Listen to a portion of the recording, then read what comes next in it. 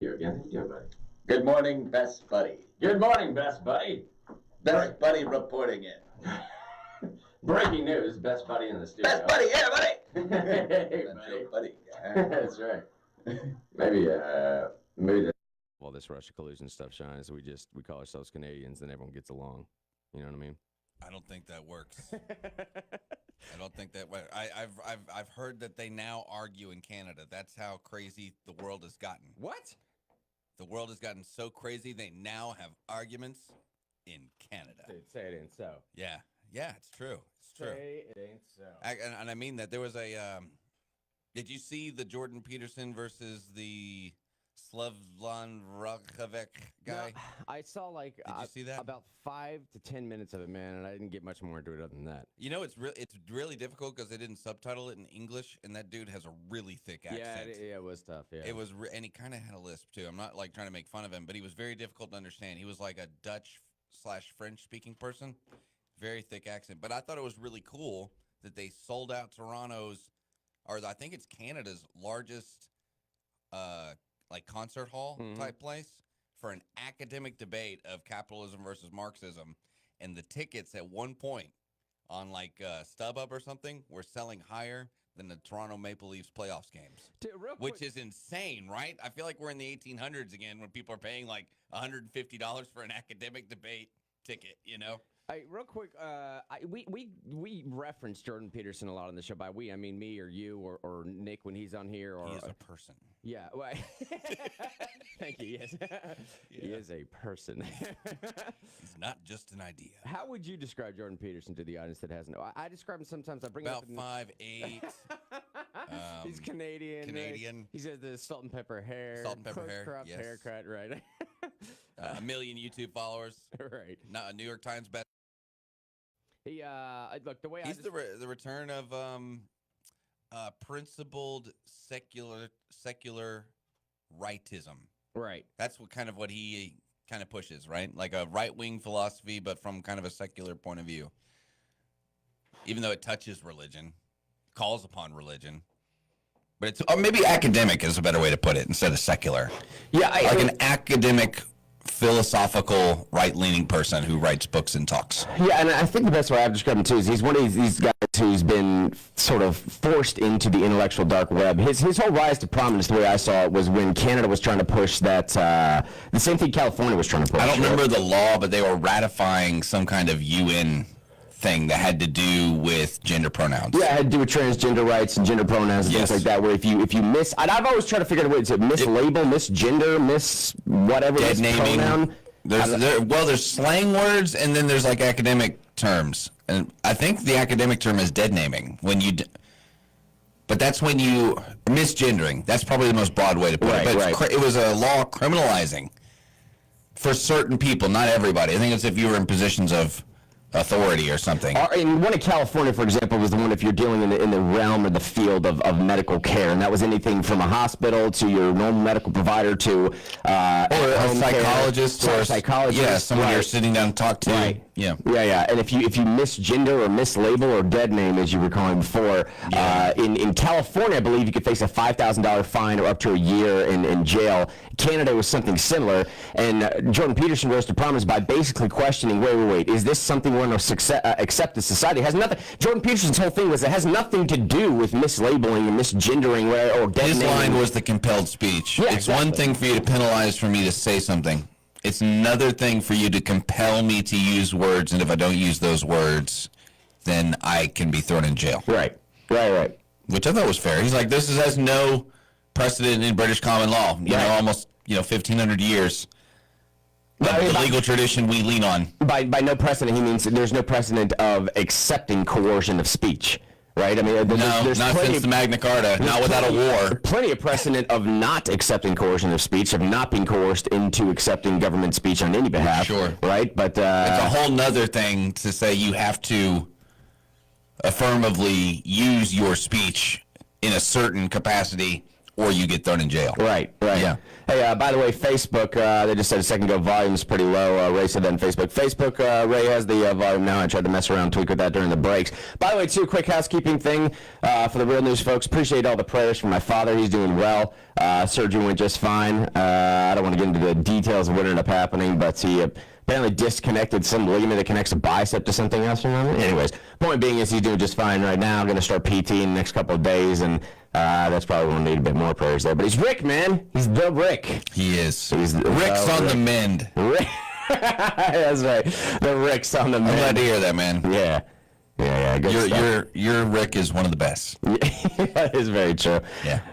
All right, a bunch of stuff I want to get to today. Obviously, because everyone's talking about this, Shyne actually brought up a good point too. We're going to cover a bit more of the Mueller report. I doubt here. that I did. No, you were saying off air that, and over the weekend I spoke to a bunch of people. I mean, it's Easter weekend, hanging out with family and stuff. It's a good time to get a. It was like the perfect weekend for the Mueller report to drop. In fact, was. I thought about this going out of Friday's show. I'm like, man, they often do these things. I felt like Kavanaugh happened right before we had the actual Blasey Ford hearing. There was a long weekend where everybody got to talk about it first.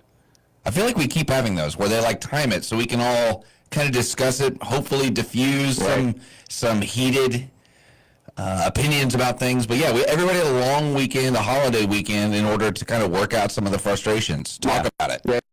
And I'm sure most people heard the same regurgitated talking points either from Democrat-led media or Republican media. Maybe we'll go over this again today. Maybe we won't. What I'd like to focus on with the Mueller report is specifically pertaining to, who was it, Wallace, that Giuliani was on with last night? Yeah, well, yesterday at noon, Fox News Sunday, the Sunday shows, everybody's got the Sunday shows. It's the big thing that happens over the weekend. And Giuliani was on with Chris Wallace. Yeah, Giuliani was on Chris with. I think he was actually on with MSNBC too. I think he was on the MSNBC Sunday show. I can't remember. Shyne and I were talking off air and Meet the wondering press. why in the world is it that Christopher Wallace on Fox News was making such illogical pushes? And frankly speaking, they were very, very illogical. They were. Christopher Wallace should know full well the things that he was referencing were entirely out of context. It doesn't make much sense now. I'll play the clips and we'll break it all down. Well, except some of the things, it's kind of like I'm surprised that Chris Wallace used some of the information that he did as like this is general accepted assumptions. That's exactly what I'm saying. As opposed to these are partisan assumptions. Right. But I could also see Chris Wallace too as like, Chris Wallace is the kind of guy who's not going to play softball with somebody just because it's Fox News. Exactly. And a bunch of Republicans or right-leaning people watch Fox News. Chris Wallace is a journalist. He really is. For better or he's not Tucker Carlson. He's going to get in there and make Giuliani feel uncomfortable. And I think it's, for the most part, Chris Wallace is one of the better journalists on television. No, I would agree with that. He's just annoying to me sometimes. Yeah. Because I didn't see, and I guess I'll go ahead and say it. We can play some of the clip, but I thought it was confusing to me, and I fought this on Friday, even with you. And after seeing Chris Wallace, it was enough for me to really question myself. But I was fighting the assumption with Chris Wallace. He was giving out the assumption that Mueller purposefully left it up to Congress to take up the question of collusion.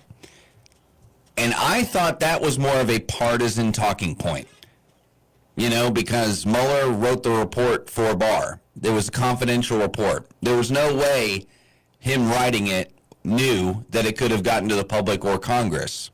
But, most people now, even on Fox News, generally accept, even though it's not in the report, that Mueller left the question open so Congress could take a look at it. See, that's the way most people accept it now. Here's my two-part problem with what happened with that interview yesterday. Of course, what Shyne said, which I'm going to break down later and actually get to the heart of what it is they're referencing on page 8 of the second part there. More importantly, though, I'm looking at two different New York Times headlines right now, one of which reads this: Barr is right about everything, admits you were wrong. This is from the New York Times. Of course, it's an op-ed, but Barr is right about everything. Admit you were wrong. Here's another New York Times headline. Trump tweeted about that op-ed. Yeah? And said New York Times is apologizing and asking other people. That op-ed said people should apologize to President Trump. Yes. Yeah. Exactly. And other people should do it too. Just like we should, here at the New York Times, we should apologize, and everybody else should apologize too. Well, the reason why I was saying that, here's the other New York Times headline as well. Here's one from Daily Wire. New York Times finally acknowledges that the Steele dossier might not be factual.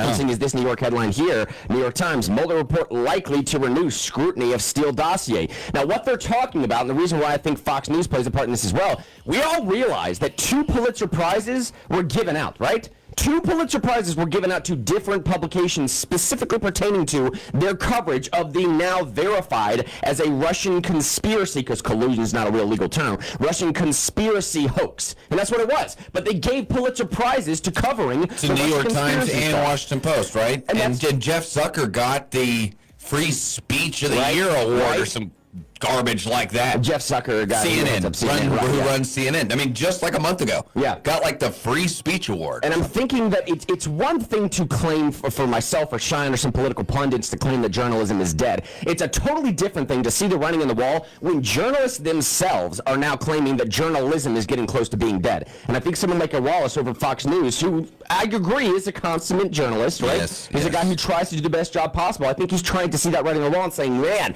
God forbid this trickles over into Fox News. They've already called us the right-wing conspiracies, one step or stone throw away from Breitbart, if you will. Well, on television, Fox News is the repository of what's left of journalism. Well, I mean, that's the truth, right? That's it. Hey, hit this break right now. Hey, I want to leave the Real News audience with a question real quick, too. Joan wants to talk about Christopher Wallace. When we come back, at some point in this hour, I want to get to all of the attacks that happened in Sri Lanka. It's the biggest story over the weekend. And I want to ask the question here to Real News as we're going to the break. I'm going to give a prize away for someone, if someone can help me with this. There was 2 tweets sent out, one by Obama and one by Hillary Clinton. And this seems to be a symptom that's going on with the left and Democrats, especially over the weekend. They were giving their prayers and condolences to Easter worshipers.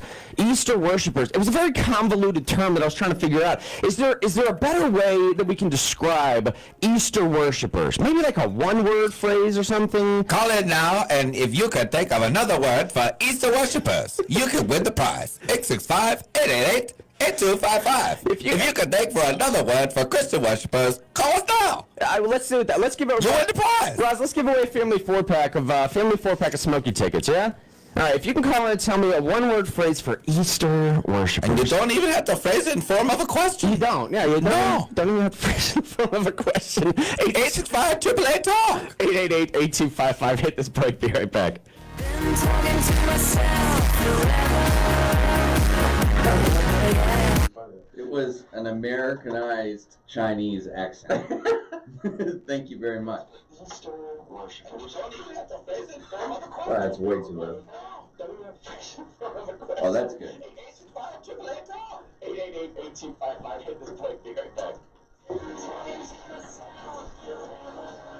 Shit's too thick.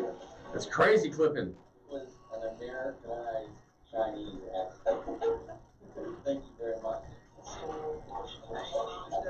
Neva volume. Can you not tell by the Peaking on the, I don't know, man. Someone with this new update, you would think I could tell where it clips on the, but no, it's not working like that. have your input volume be low. Your stuff coming out from there, from the amp. This from that, Yes. that has nothing to do with it. That's plugged into the board back there. Oh. Yeah, there's a little volume knob on this iRig machine, but I'm afraid to mess with it too much because it's so. Well, I is think that on a fader back there? on there, Mm-hmm. I don't know. I don't think so. I think it's just a pure feed. It should be fine now. Hang on. Check. From the amp. This from that. Yeah. Neva volume's good. Yeah. I think the Facebook volume should be fine. Okay. Look at all these people. You know, something we should always keep in mind is this is probably your most listened to hour. Is it? Yes. Huh. Because most people are at work by 8 o'clock. Yeah, I guess it's true. So that. So let's I'm gonna come back in with Joan. Oh, so what I meant by I didn't like our porno Friday is I really didn't let you use me. I kind of just kept interjecting myself.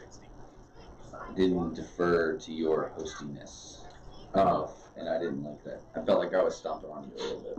Like jumping in a little too much. Interrupting a little too much. I like that. I wasn't giving you, and I probably, it's kind of like you wouldn't think of it this way, but the listener might I felt like I was stomping on you too much because they're used to hearing more of you.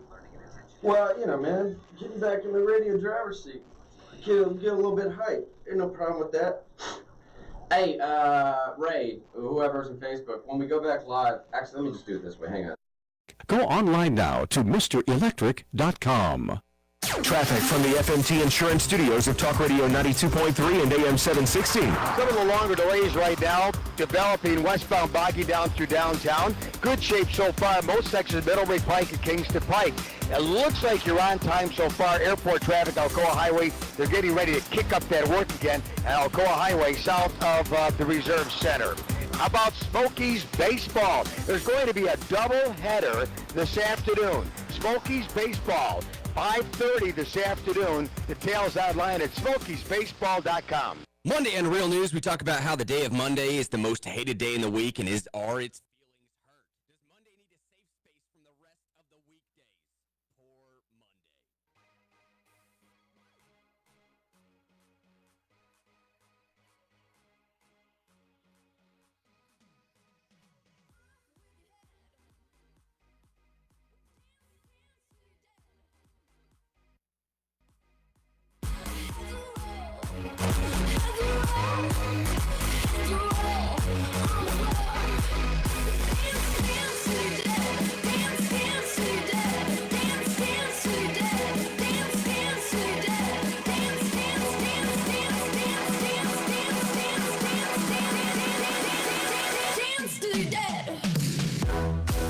Dance something. What did I say? Dance till you're dead? Is that right? It sounds weirder when you say it, Grant. Yeah. It does. Like when you say it, it sounds inappropriate. Sounds unnatural coming from the yayas, but Yeah, not you. from the yayas. Well, yeah. Grant, when it comes from the yayas, it sounds legit. But when you say it, it sounds weird. I'm not gonna lie. Was that the lyric? Dance till you're dead? Stop saying it. When you say it, it sounds terrible. Yes, that's the lyric. Yes, It that's sounds what like we're a saying. curse when you say it. It's like, and you will dance till you die. That's your punishment. That's how I took it. When she says it, you know, it's like, oh, well, That's cute. yeah, it's cute. You know, I don't know if I really want to do anything else before I die, just except for Yeah, dance. exactly. Yeah, the way I took it is bite of this apple and you shall dance till you're dead. Right? Hey, remember in Hocus Pocus where they made the adults dance till the... All right, never mind. Yeah. I love that movie. Hey, we have callers. That's right. And I Hey, think they know the answer. Rory and Pam It's know the very answer to tough. It's trivia. like one of the most unused words ever. I don't know if I want to switch topics there that quick. Let me go to Joan so we can continue the Christopher Wallace topic. Then we'll go to Rory or Pam for the. You want to go to trivia? I'm first? on the edge of my seat. I want to know the answer. All right. What's the question again? The question, let's go to Roy first. You called in first. The question was, Roy, you're live on Real News, by the way. The question was, I was getting a bit confused with Barack Obama, President Obama. Sorry, let's be Yeah, fair number here. 44. Number 44, and which should have been number 45. All right, Hillary Clinton. Oh, yes. Yeah. That's what they told me. Madam President. Madam Remember President, yeah. Newsweek? Yeah. Remember when they were a magazine and they put her on the front? Both of them tweeted out regarding the Sri Lanka bombings over the weekend that they were sending their prayers and condolences to Easter worshipers, and it was a very confusing term for me. Rory, is there a single term we can define for Easter worshipers? Help me out with this, man. I'll take Christians for 400. Man, it's almost like that word has fallen out of the lexicon. Yeah, a little bit, man. It's almost as if people are afraid to say, the word text. Lean real close. Real News audience, lean real close here real quick. I'll tell you something that's going to be groundbreaking. If Christians are killed, it's okay to say that Christians were killed. You know what I'm saying? We give you permission. We give you permission It is signed on to have dotted line. an open conversation that Christians are being persecuted in today's day and age and possibly being specifically targeted for bombs. We shouldn't make jokes. We shouldn't make jokes. I'm not trying to make jokes. I was Sean. making jokes. I'm being for real here. Who, Rory. now, what's the name of our winner there? Rory. Rory? Yes, sir. Hey, Yes, sir. congratulations, Rory. Thank you, fellas. Hey, I don't want to put you too much in the spot here, Rory. I might go to Pam for this as well. Do you have a comment on that at all? I mean, does it frustrate you as much as it frustrated me?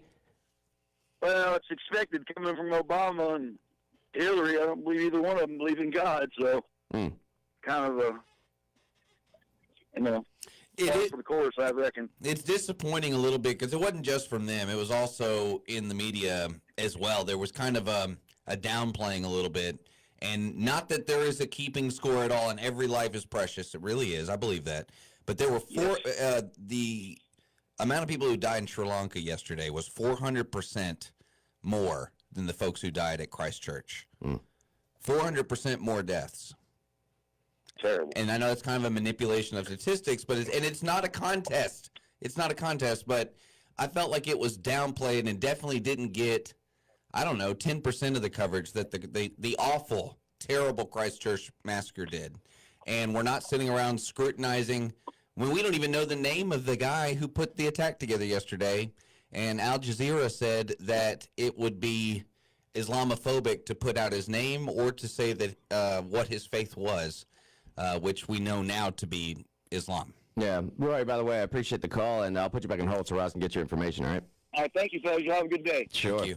Hey, let me just read what I'm talking about here, and I'll go to Pam for a comment on this as well. This is what I'm talking about, okay? This is the Barack Obama tweet yesterday. The attacks on tourists and Easter worshippers in Sri Lanka are an attack on humanity. On a day devoted to love, redemption, and renewal, we pray for the victims and stand with the people of Sri Lanka. So if that was just a one-off from former President Obama, number 44, I don't know, maybe someone could read past him. Maybe he was typing too quickly. I don't know. Maybe he didn't want to cause controversy by citing it and saying there was Christians when there's quite clearly Christians. Here's the difficulty, though, when I spot the difference in these two tweets.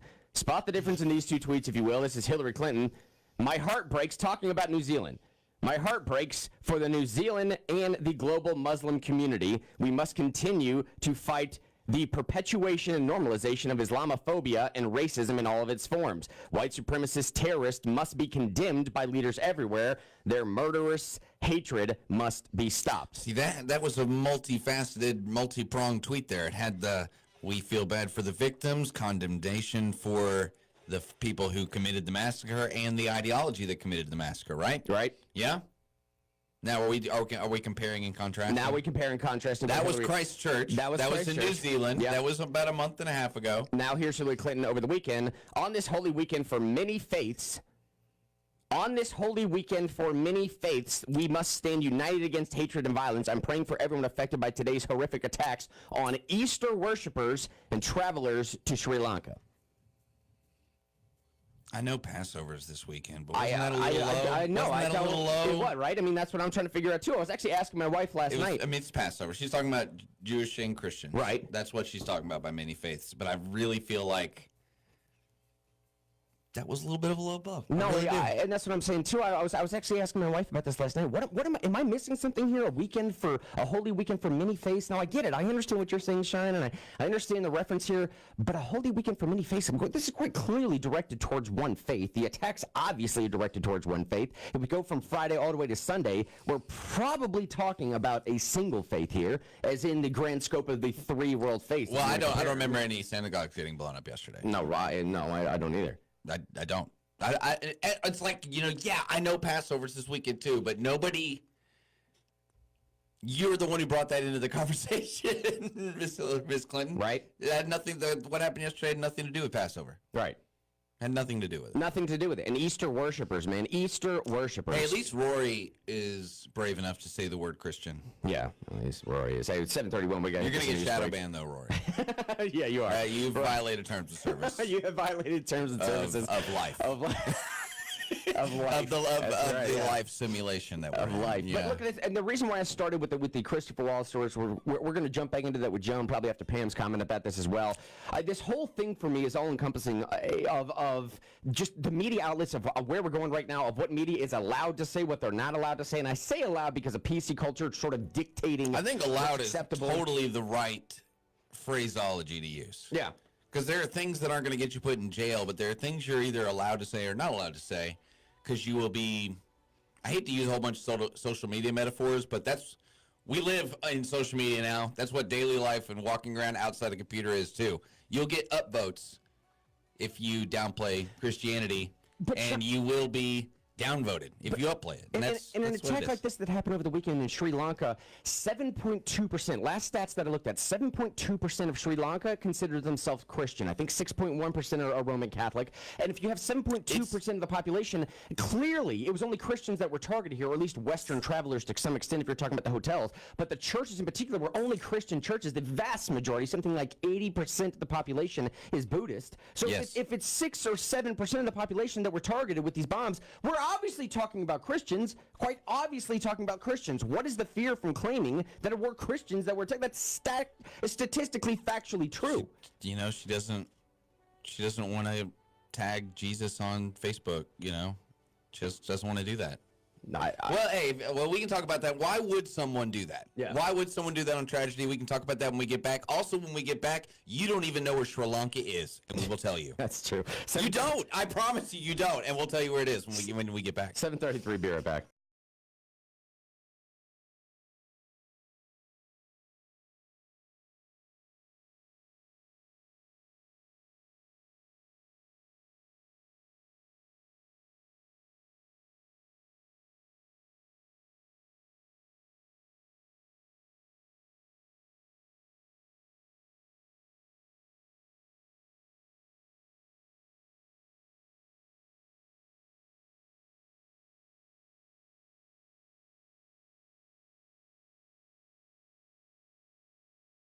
Local News Update is brought to you by Wealth and Retirement Strategies Incorporated. Good morning. I'm Tanya Stout Brown with the local news update on Talk Radio 92.3 and AM 760. A mangled RV punctuated the roadway in Sevier County over the weekend. 2 people had to be extricated from an RV after it slammed into a power pole on Little Cove Road. This was no small task. The Wears Valley Fire Department and 3 other agencies were there, along with the Sevier County Electric System and the Wrecker Service. The RV is a mess, but there were no life-threatening injuries in the incident. Waves of shock are rolling across a Middle Tennessee county today as a respected judge is accused of child rape. Woodrow Adams has been a judge in Stewart County, Tennessee for 20 years. When he was arrested and charged with 3 counts of child rape, it stunned the county. County Electric System and the Wrecker Service. All right, Facebook, still trying to mess around with the audio a little bit. Sorry about that.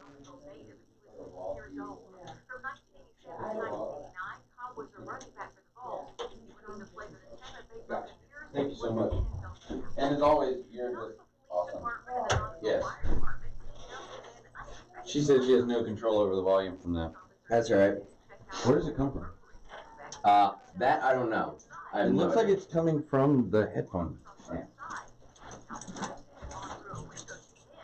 Like it's coming back. There's a way I can tell if it is. Department willing to bring a ladder and help out on the spot. On Twitter, KPD refers to it as teamwork at its finest. And now you're up to date. I'm Tanya Stout Brown on Talk Radio 92.3 and AM 760, Knoxville's talk you can trust. This is Steve Vasgard of Wealth and Retirement Strategies. I help baby boomers create a dependable retirement plan. My mission statement is to teach you the wisdom of how money works for better stewardship, to potentially have more, to give more, and to leave more. If becoming a better steward of your wealth is important to you and you need a dependable retirement plan as well, call for my video that explains all the ways I will help you. Please call 691-1211. That's 691-1211. This Fox Business Report is brought to you by Sandler Sales Training. From the Fox Business Network, on Wednesday, Tesla is expected to release earnings and report a loss in the recent quarter.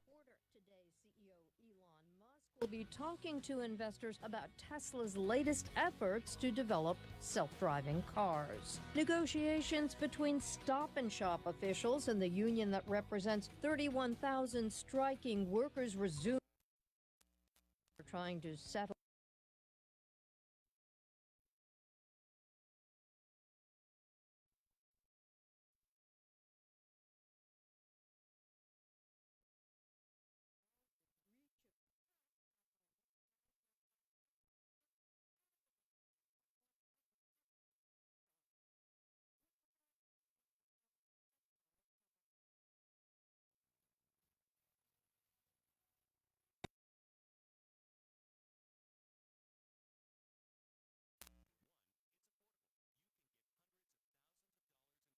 for less than you spend on coffees each month. 2, our online application couldn't be easier. It takes just 10 minutes to complete. 3, with Ethos, you're protecting your family's financial future so you can rest easy. To receive your free quote, complete your application in minutes, visit ethoslife.com. ETHOSlife.com. Ethos. Insure your life. It's never been easier. Objection number 102. We have never worked with your company before. This is Steve Herzog with Sandler Training, Herzog & Associates at firstinsales.sandler.com. That's FIRSTINSALES.com. We have never worked with your company like yours before. Sounds like they have not been totally sold on your product and service. You can keep pushing your features and benefits, but the real issue is they are not completely sure that you can help them. Work on the right end of the problem. Find out how important it is for them to have the problem fixed. If it's not all the features and benefits you have to offer, what else could convince them? It may make sense to you for them to buy your product and service, but if it doesn't make sense to them, you're not going anywhere. To learn more about what you can do to help your prospect, contact Steve Herzog at Sandler Training, Herzog & Associates at www.firstinsales.sandler.com, and we'll do our best to help you. Stock market's up, stock market's down. Invest in precious metals. Hi, Doug Elkins here for FMT, the Farmers Mutual of Tennessee. Sometimes you're just not sure what to invest in. Over the years, rental property has been a very safe and stable investment. With tax advantages, appreciation of your property, and the fact that many people would rather rent than own, make it very profitable. For over a decade, FMT Insurance has insured my rental homes in the case of an accident or some unexpected tragedy. As a mutual insurance company, which means they're owned and operated by their policyholders, they're always looking to save you money. I'm sure that's why Roberta called the other day when she heard about FMT Insurance on WTR 92.3. They saved Roberta over $100 per month on her home insurance, and she said she could not be happier with Farmers Mutual of Tennessee. They were so kind and courteous to her. Do what Roberta did and call FMT, the Farmers Mutual of Tennessee at 523-5153 or go online at fmtinsurance.com. Weather from the FMT Insurance Studios of Talk Radio 92.3 and AM 760. Hey everybody, hope you had a good weekend. We've got a mostly sunny sky on tap today with highs near 78 degrees, light winds, low humidity, a picture perfect day. Lows tonight should be near 50 and tomorrow near 80 with mostly sunny skies, partly cloudy Wednesday near 80 as well. Next chance for showers and scattered thunderstorms late Thursday into part of Friday. Nice work week ahead. Hope you enjoy it. Check out Ripley's Aquarium in the Smokies and the brand new Savage Seas exhibit. By the Notre Dame coverage. Or like, were you ever watching it and be like, God, I wish they'd talk about something else? It's 43 at Talk Radio 92. At any point, were you just like, why are they still talking about Notre Dame? Not really, but I mean, before I asked you, did you even think about it? Did you even thought about it? Yeah, but probably not for the same reasons you were. I mean, I never did. I had 3 people on the second day of coverage be like, I was just like watching people watching television in a public place, like at my electrical supply house, and some being like, I don't know why they're still even talking about that. Yeah, now that reaction makes much more sense to me than the initial reaction of the whole world should be insanely concerned about this for the next, 3 weeks of our lives. The only reason I'm talking about on the second day. Well, sure, no, I mean, I'm talking about on the second day someone was just like, why are they still even talking about it? I just didn't understand, and this is going to be a very controversial opinion, but frankly speaking, bro, I didn't understand why people that were not of a religious persuasion were overtly concerned about it. You know what I'm saying? Like, historical monument burning down is one thing, but I don't think that would take up, the emotional swell that it took up in people. I mean, you had atheists on the street singing hymns, and I thought to myself, what am I don't know if I should be concerned about this, or... I had 2 non-Christians give a off-the-cuff, unprompted, annoyed response when they saw the coverage. I don't even know why they're still talking about that. But I got this Guardian opinion piece. Christians face worldwide persecution. I mean, we should probably talk about that. Maybe, I don't know.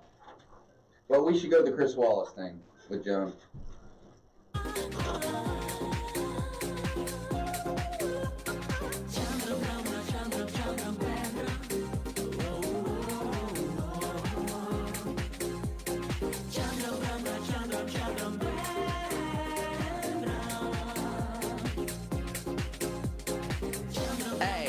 Welcome back, ladies and gentlemen, to Real News. I promise you, if you go research this guy, you'll be way more impressed than Dude, the war with Russia is over, and that's why we're playing that song. Because, since they're not trying to kill us anymore, we can listen to their worst singer. Their war with Russia is over. Mm. Hey, actually, Shyne, it came out over the weekend. I'm not sure if you heard about this, man. No, not that. No, it came out over the weekend that in the Mueller report there was a hidden footnote that no one was paying attention to, and this footnote was almost 25 pages long.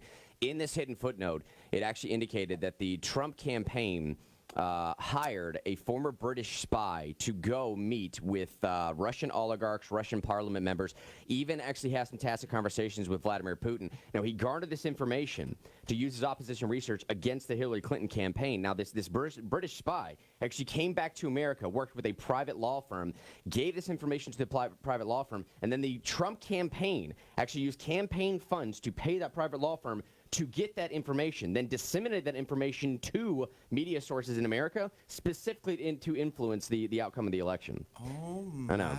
And there was a lot of people, too. There was a lot of people that were saying they should use that information to actually start an investigation against Hillary Clinton. That is so messed up. I know, man. That is so messed up. I thought, we should just, sweep this all on the rug, move on. But now that I've heard this story, I know. It's time to impeach. Well, I thought so, too. I think this is the bombshell. Right. This is the bomb. The shell of the bomb is laying everywhere. We've cracked the bombshell. There's just, look, Sean, there's no way that we can have someone that's running for president, that wants to be president, that maybe even that's a sitting president, that would actually use... Donald Trump went to a foreign spy to get op-ed? Yeah. Or what is it called? Opposition research? Yeah. And that was sourced from the Russian government? That was sourced from the Russian government. And our enemy, the Russians? Here's the other thing, Sean. It's on page, 295. It's footnote 31. They actually used some of that information as well to take it to the FISA courts and didn't tell the FISA court that they had garnered this information from a British spy that got the information from Russia. They used Russian spy material to spy on Americans? Yes, as evidence to spy on Americans? Yeah. Like the kind of things you'd use to spy on Osama bin Laden? Mm-hmm. Like the court we use to spy on terrorists? Yeah. I can't believe that. Democracy dies in darkness, Mr. Henry. Hey, let's go to Joan and see what she thinks about that brand new revelation. If you didn't follow along, by the way, that was total satire. That's what Hillary Clinton did with using You got to UPS. be careful with satire these days. Yeah, you do have to be careful. Yeah, Hillary Clinton paid for the paid for the dossier. Hillary Clinton paid for the dossier. It was the Democratic Party, not Trump. It's all a joke. Let's go to Joan. Joan, thanks for hanging through the break. What's on your mind? Well, I was supposed to be the first caller up after 3 breaks ago and 1 caller ago. So We appreciate your patience, happened. Joan. I blame Mr. Henry. Oh, good. Listen, guys, I don't know if you all watched the same interview that I watched Sunday, but Chris Wallace interrupted and browbeat Giuliani. He couldn't even get a sentence out. He was asking him 3-part questions, and Giuliani was saying, well, I'll try and answer if you'll let me. Never got the opportunity. They wound up just speaking over each other, yelling at each other. Then Adam Schiff comes on, and you would have thought he was Christ come again to Chris Wallace. He let him talk pretty much unimpeded the whole time, give out his crooked mantra and everything. Only a half-hearted response. So I'm not quite seeing the great journalist Chris Wallace. I was so mad while I was getting ready to go to church that I was about to throw stuff at the TV while he was browbeating Giuliani. It's odd to me, Joan, that the folks who have been proven liars for the past 2 years, especially Adam Schiff, somebody who said he knew something the public didn't know. He let him go, and he let him talk his stuff. And he did not interrupt him. He browbeat the living daylights out of Giuliani. He really did. I was the most contentious I have seen Wallace in a long time. And I said that was the last time I was ever going to watch him. It was so bad. So I'm having a really rough time with the great journalist this morning that's supposed to be Chris Wallace. So What do you think Wallace's motivation was for doing that? This is not exactly the standard approach for Wallace. I'll tell you exactly what the motivation is. Ever since they got rid of the original head of that, and they got rid of Shyne. The brothers took over. The brothers are dyed-in-the-wool The Murdoch socialist sons, liberals. right? Yes. You're talking about the Murdoch And sons. they have been turning the whole thing gradually, like a frog in boiling water. You're beginning to see it. Shep Smith is about as liberal as they come anymore. And, I can't tell any difference between him and Lemon or some of the more aggressive ones that are on CNN. I cannot tell the difference. So anyway, and thank you for not allowing me. I was going to use Resurrection Sunday, even though it's 2 words. I thought that was Easter derives from the goddess Ishtar and the whole fertility thing. Yes. Fertility rites and everything. So I've always called it Resurrection Sunday. And I think that's a far better. Of course, I like Christians even better. Yes. No, anything that doesn't involve a gun is not going to get the play. I mean, you look at people getting mowed down by an Islamic freak in a truck, doesn't get the same play that if gunfire is used. And I just find the whole thing ridiculous. Well, Joe, we got to hit this break on the way out. Let me ask you though: are you saying that this is somehow indicative of Fox News being on the downslope towards a more Democratic-leaning coverage? You think Fox is done? Absolutely. It's even Rush has mentioned it more than once before that he thinks since the and it's highly evident to me that it's a slow roll down into ruining Fox, and they're just not seeing it.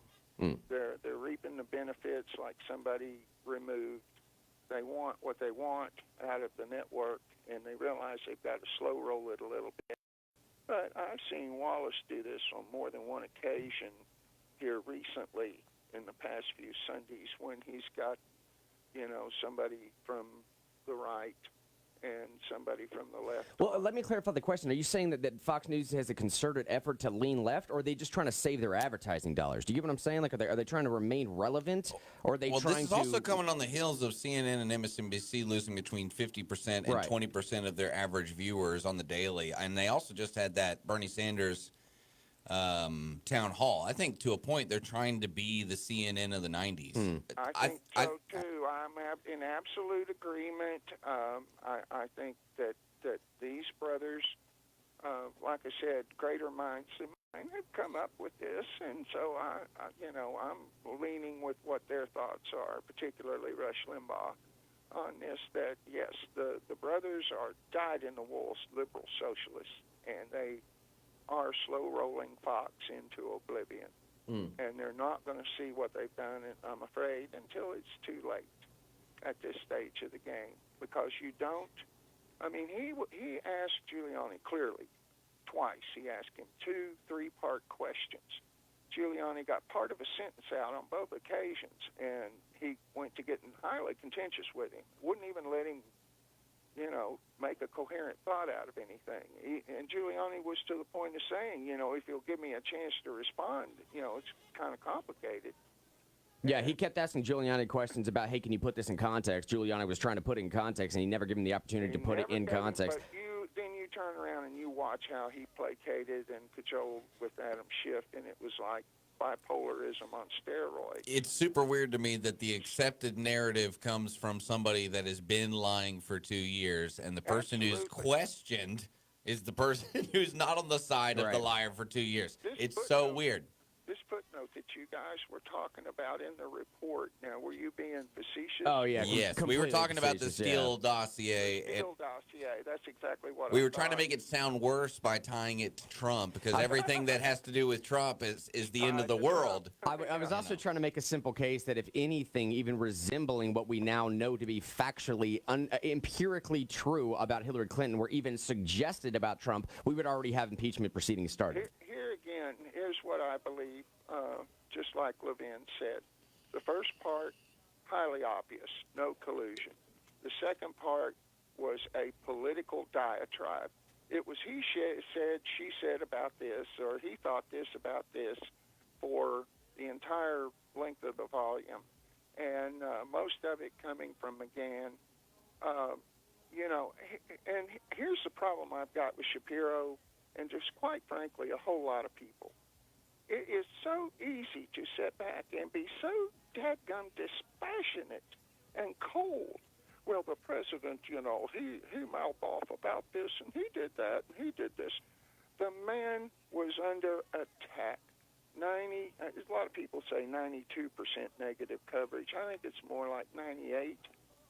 And every day, the walls are closing in. This is it. Bombshell. Yeah, well, John, listen, we said bombshell. before, they gave Pulitzer Prizes to people's coverage on stuff that turned out to be not true at all. John, we got to hit this break. I always appreciate hearing from you, though. We'll talk to you soon. Guys, I was just playing earlier. I thought I'd just jack you around just because I could.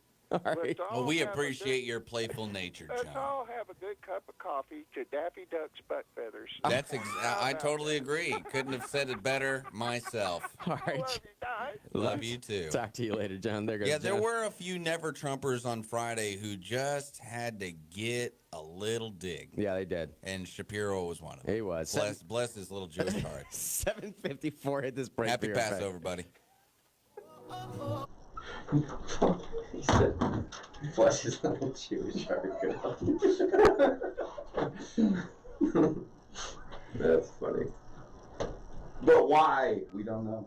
All right, this is the problem I have with Wallace, man. What he was quoting from page 8 was clearly under statutory and constitutional defenses. The president's counsel raised statutory and constitutional offenses to a possible obstruction of justice analysis on the conduct we investigated. To a possible obstruction of justice analysis. Now, what that says to me is Mueller was quite clearly, when he was citing the reasons in this right here, he was basically, like I've always said on this program, dude, as an attorney, you have to understand what you're arguing against before you make a positive argument about literally anything. So when people quote that Mueller said this needs to go to Congress, this has to go to Congress, what he was talking about is Robert Mueller's justification for investigating this to begin with, because Mueller quite clearly laid out in episode 1 the very standard of, by the way, there are immunities specifically given to the president that I may not even be able to investigate any of this based upon the constitutional defenses that his attorney has just given me. So let me justify why I'm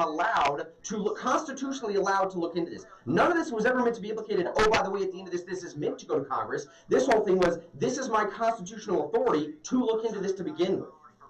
Well, the failure on the president and those who support the president is that's the debate we're having. I know. The failure is that there is no debate that Mueller meant for this to go to Congress. That is a failure on the part of the president, a failure on the people who would speak on the president's behalf in public.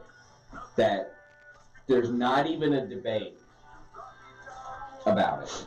And they're using the fact that people are tired of this story to make it into a news story about parsing hairs about whether the stuff he did was presidential. And we're all the way back to he's not criminal. We're all the way back to the rotating circle of this was not presidential. Yeah. Yeah. And we're going to impeach him because something wasn't presidential. But you know what else didn't rise to the level of honor and dignity of this country? Calling the president a traitor for 2 years. Yeah, dude. I mean, you know what? But I'm so tired of the standard being applied to President Trump and to the movement I'm a part of, and it completely be disregarded to everyone else. Completely disregarded. Because you know what? People are either mad or they're annoyed that they don't like this story, like, let's move on. But the people who really do care are the people who are mad it was around to begin with because he's been exonerated for collusion. They don't care about how he tried to go about proving his innocence. You know what I'm saying? No, I still go back to almost everything in this is stuff that's been reported by the New York Times and Washington Post. Everything, all of it. It's stuff that's been reported and people have emotionally and mentally digested it. There are no Trump supporters, and didn't I call it about Mitt Romney writing an op-ed? Yeah, Richard said, so what Republican's going to be against him? Well, Romney. Yeah. And then he had an op-ed on Sunday. Why? What is he doing? What it looks like he's doing is watching, observing. That's what it looks like we're doing, is watching, observing. We're watching the fall of journalistic institutions that we used to once love. Hey, this is what Joe was talking about. The clip I'm going to play when we get back. We have literally 1 minute before we have to hit this break. Mike Wallace, let's see, Rudy Giuliani. Chris Wallace. Giuliani was on Wallace's show, and he quotes from page 8, talking about, this whole thing is given up to constitutional authority. Mueller basically left the door open for the Constitution to say, hey, this needs to go to Congress. And now you've heard all these Democrats come out saying that they need to look into this. They are constitutionally obligated to look into it. You've heard that whole moral talk, right? high ground again. Yeah. They can't ever just do something because they believe it's the smart or wise or whatever. It's always moral high ground. We have been called upon by the spirit of the Constitution to serve the American people and eat Trump. When we get back from with this break, hot sauce. I'm going to break down on page 8 what Mueller is referencing in the statutory and constitutional defenses that were put up by Trump's lawyers prior to this investigation even taking place. And then Shyne has an even better point. The real letdown from the Trump team has been that we're even having this conversation in the first place. That was a major, major miscommunication and fault. 7:59 news, traffic, weather, all that. Be right back.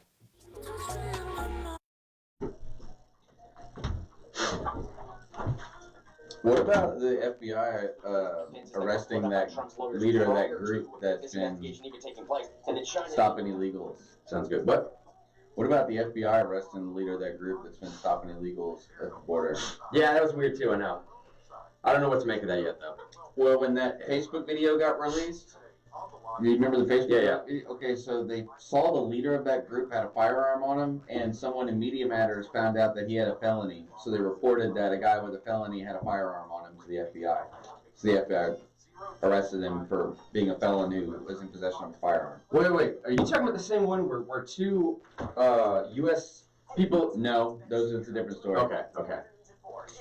So because that video came out on Friday about the people getting arrested by regular American citizens while they wait for Border Patrol, Mexico harassed some Border Patrol.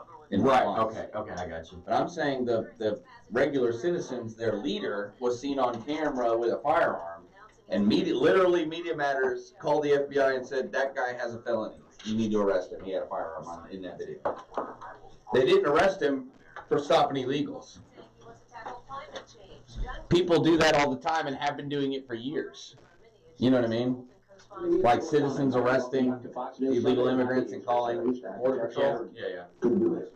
You were planning. I mean, I don't know what to get into that. I mean, if I was the federal government, I wouldn't want people doing that either, probably. No. Why haven't you done so, and are you still planning to? Because you can start an international incident. You know, I mean, you can start a war with Mexico. So far, we don't think we need to. You know, it's unnecessary. There is, whether they go ahead with the hearings or not, whether other issues are raised by different people, there's probably a point at which we'll use it. Right now, we think the public debate is playing out about as well as it can. I think that's such a hilarious point Giuliani made. We didn't have to respond to it. You were going to bring out your own report. Why haven't you done that? Right. Because I don't feel like we need to.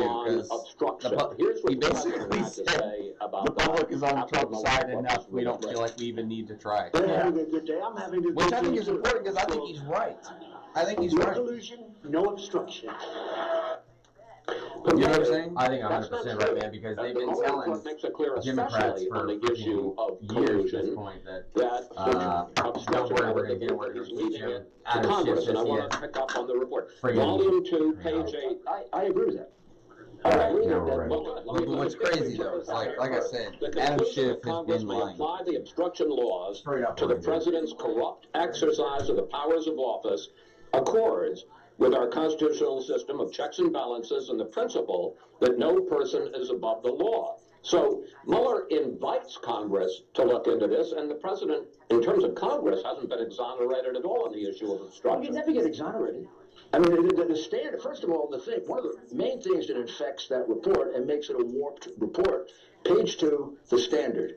You do not apply a standard of exoneration to anyone, whether it's a president in an impeachment or you can't exonerate. Exoneration means proving a negative. That the law has recognized. But he's doing more than that. He's suggesting that, sir, he's doing more than that. He is suggesting that there is a case and that Congress should examine. Well, okay, but let's start with this. The standard he used, his conclusion is, I cannot conclude that the president committed obstruction. but I cannot exonerate him. I understand your idea that he doesn't have to prove him innocent. It's not guilty. It's a totally biased, warped view of a prosecutor's role. If prosecutors in America were asked to exonerate you, in about 90% of the cases, they wouldn't be able to do it. I did it for... But sir, respectfully, basically what he's saying is... Could exonerate I think it should go to Congress. That's what he's saying. Well, I know he did. I mean, you're entitled to a different opinion about that. Here's a different opinion. Number one, if they're gonna review his removal power, whether they do it as an attempt or a reality, Comey, Mueller, whatever, no question under Article 2 whether they can do that. The Constitution of the United States gives the Congress a role in appointment, advise and consent. It deliberately doesn't give them a role in removal because they say, go back to the Constitutional Convention, they say that would be too much of an intrusion. Because if you interfere in accepting somebody, taking somebody, you can always go find someone else. But if you interfere in removal, you're going to force a president to keep someone he doesn't trust, doesn't like. But so that isn't, excuse me, but I mean, with all due respect, that's not the issue here. The issue is, did the president obstruct justice or not? Let me just ask I understand you're champing at the bit. Let me just ask the question. In June of 2017, the Mueller report says that the president called White House counsel Don McGahn twice on the same weekend, and he told him, and this is a quote from McGahn, call Rod Rosenstein, the Deputy Attorney General who is overseeing the special counsel, call Rod, tell Rod that Mueller has conflicts and can't be the special counsel. McGahn recalled the president telling him Mueller has to go. The only reason that doesn't happen is because McGahn threatens to resign and refuses to carry out what he considers to be a Saturday night massacre.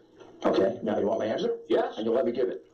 Sure. Okay, so, number one, had he done it, it would not have been obstruction of justice.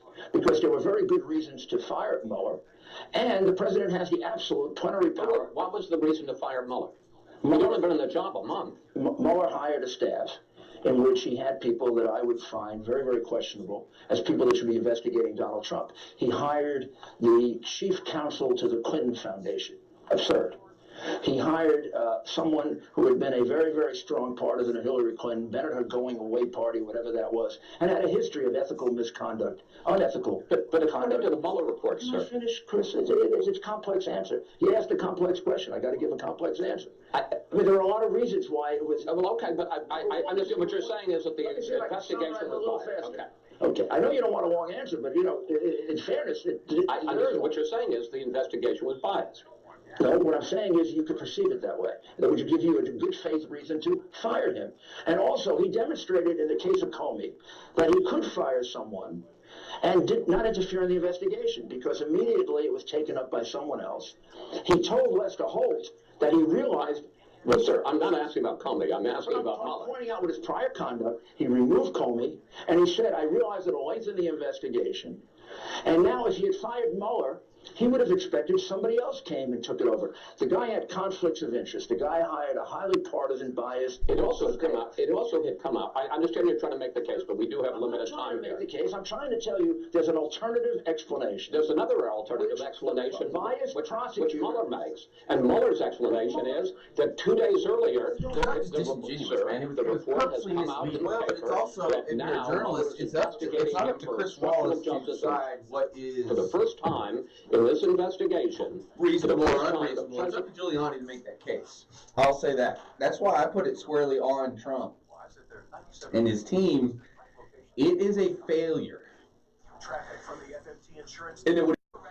But if somebody... But Barr basically said that. Barr basically said that. But basically is not enough. Seculo maybe should have been on the air saying just that. This is not for Congress. But I felt like that may be an overreach, which is why it was so wise for them to go that route. Because it sounds un-American to argue that, doesn't it? Yeah, give me 2 seconds. Hang on. All right. Here comes the intro. I love this intro. It's still my favorite one. I remember when the intro was going off on our first day.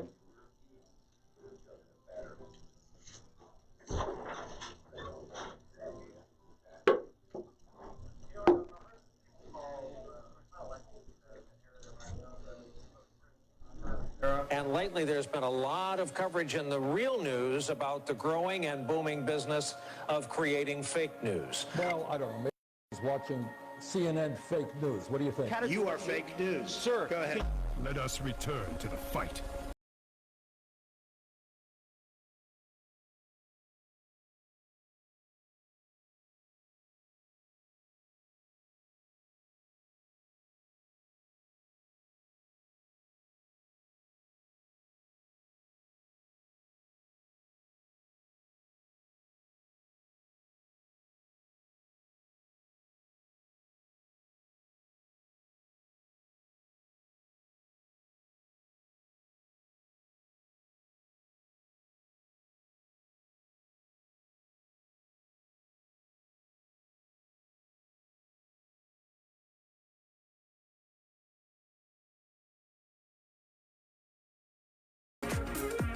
.09 in the morning. Welcome back to Real News, ladies and gentlemen. My name is Mr. Henry. Joined in studio right now by our fantastic guest, David Shyne Thompson. How you doing, buddy? You're so sweet. Yeah, I know. Hey, can I say something real quick? Yeah. Before we get back into the Chris Wallace thing? Yeah. We made a lot of kind of sarcastic jokes, and we're kind of hard on coverage on the Sri Lanka thing last hour. But I do want to say, I want to take a moment as me, the person, and maybe as the audience too, just take a moment to be thankful that, if you got up and went to Easter services yesterday here in Knoxville, Tennessee, or wherever you live, if you're in the United States, and you had no worry at all that the roof was going to get blown out by a bomb, or, you know what I'm saying? Yeah. You had no worry of your safety of you or your family or your fellow church members, and that's pretty great. And I feel really terrible for the people in Sri Lanka who trying to get up and do a normal thing, get up and go do Easter, just like we would be, just like we people in this community do, and that may change in 100 years, who knows? But like yesterday, you got to do that, and you had I bet it never crossed your mind that someone could have came in to wherever you go to church here in the Knoxville area and could have set off a bomb, and just thankful for that. Yeah, that we can kind of do normal day-to-day stuff, and we don't have to worry about something like that would be abnormal for us. And the fact that would be abnormal here in the United States, especially here in Knoxville, is a wonderful thing, and it's worth being thankful for this morning. And you know me, Shyne, and this is Grant speaking now. This is not Mr. Henry, and Shyne will attest to this. There's a difference. There is a difference. I promise you there's a difference. Dr. Jekyll and Mr. Hyde. It's a little bit like that, but it's a very, very rare occasion that Grant will be so committed to a particular ideal or ideology or anything else that I'm willing to go hard on that, okay? And I will say right now, I completely agree with your sentiment. However, at the same time, I have absolutely no problem at all, no qualms at all about calling out Barack Obama and Hillary Clinton for the insanely callous nature of calling it Easter worshipers, the outright refusal to call them Christians. I am done with that. I am sick and tired of this overwhelming Islamophobia because you don't want to recognize the individuals that perpetuated and committed this attack against the individuals that were specifically targeted, man. And I'm not just talking Sri Lanka. I'm talking in Africa, man. I'm talking, if you really want to put it up statistically, we are now living in a time, if we haven't been before, where Christians are being specifically targeted. According to the UN, it's the most persecuted religious group on the planet. And I have no problem. I have no problem not just articulating that, but requiring my leadership in this country to acknowledge that as well. Sure. Yeah, absolutely. And I don't think anybody would think poor of you for doing that. I don't think, anyway. I mean, I think that a regular, rational person would see that there was a disparity in the coverage of what happened yesterday in Christchurch, where we totally scrutinized the guy who did it and then placed blame on his broader identities, his broader layers of identification. There was a blame placed on the color of his skin. There was a blame placed on his civilization of origin. Western civilization was blamed for Christchurch. His skin color was blamed for Christchurch. His assumed religion, Christianity, was blamed for Christchurch. And not that we should know the guy's name from Sri Lanka, because I think you kind of fall in with me and a lot of other people. You don't elevate these masterminds of mass death. But we're not blaming any of his greater identities or even his actual identity. But that's the problem, his actual identity. So I think a normal, rational person would look at those two situations and go, yeah, they're downplaying They're downplaying the effect of Islam on this tragedy. They're downplaying the fact that a bunch of Christians were killed. They're not giving near the amount of scrutiny. I think a normal person can see that, Grant. And I don't think anybody would say that you're being a bad person for showing the disparity in the coverage and demanding different from leaders. I don't think anybody would think. And I hope no one would, but Shyne, what I'm also saying is, and we're going to get into the whole Christopher Wallace, Giuliani stuff. I didn't mean to take us down. I felt like that needed to be said. I wanted to be thankful for the normalcy that the United States creates. For regular everyday life. I do appreciate that. And what I'm saying is, and I know you agree with me in this, I want to make sure we properly scrutinize the issue so that we can remain within that normalcy. Remain normal, right? Yes. Please protect me. Yes. And please protect me. Even pertaining to the New Zealand shooter, and just so the Real News audience knows, we have a policy here to not name the shooter, and if it's named in this clip, I apologize ahead of time. I was not able to cut this up so it wasn't named. But listen to the inaccurate scrutiny that we even lend to the New Zealand shooter. This is Chairman Nadler in an exchange in Congress. So is this about the New England shooter or the New Zealand shooter? Yeah. Not about Sri Lanka. Not about Sri Lanka. This is about the New Zealand Christchurch. Right. Yeah. Okay. Unfortunately, in a time when decisive leadership is needed, the president's rhetoric fans the flames with language that, whether intentional or not, may motivate and embolden white supremacist movements. We only need to look at the perpetrators of violence and hate to see the impact this rhetoric has had. For example, the New Zealand shooter declared that he supports President Trump, quote, as a symbol of renewed white identity and common purpose, close quote. All right, so that's everything we heard. That's what we heard in the modern media. That's what all of our mainstream media was pitching. That was the song played on repeat. Yeah.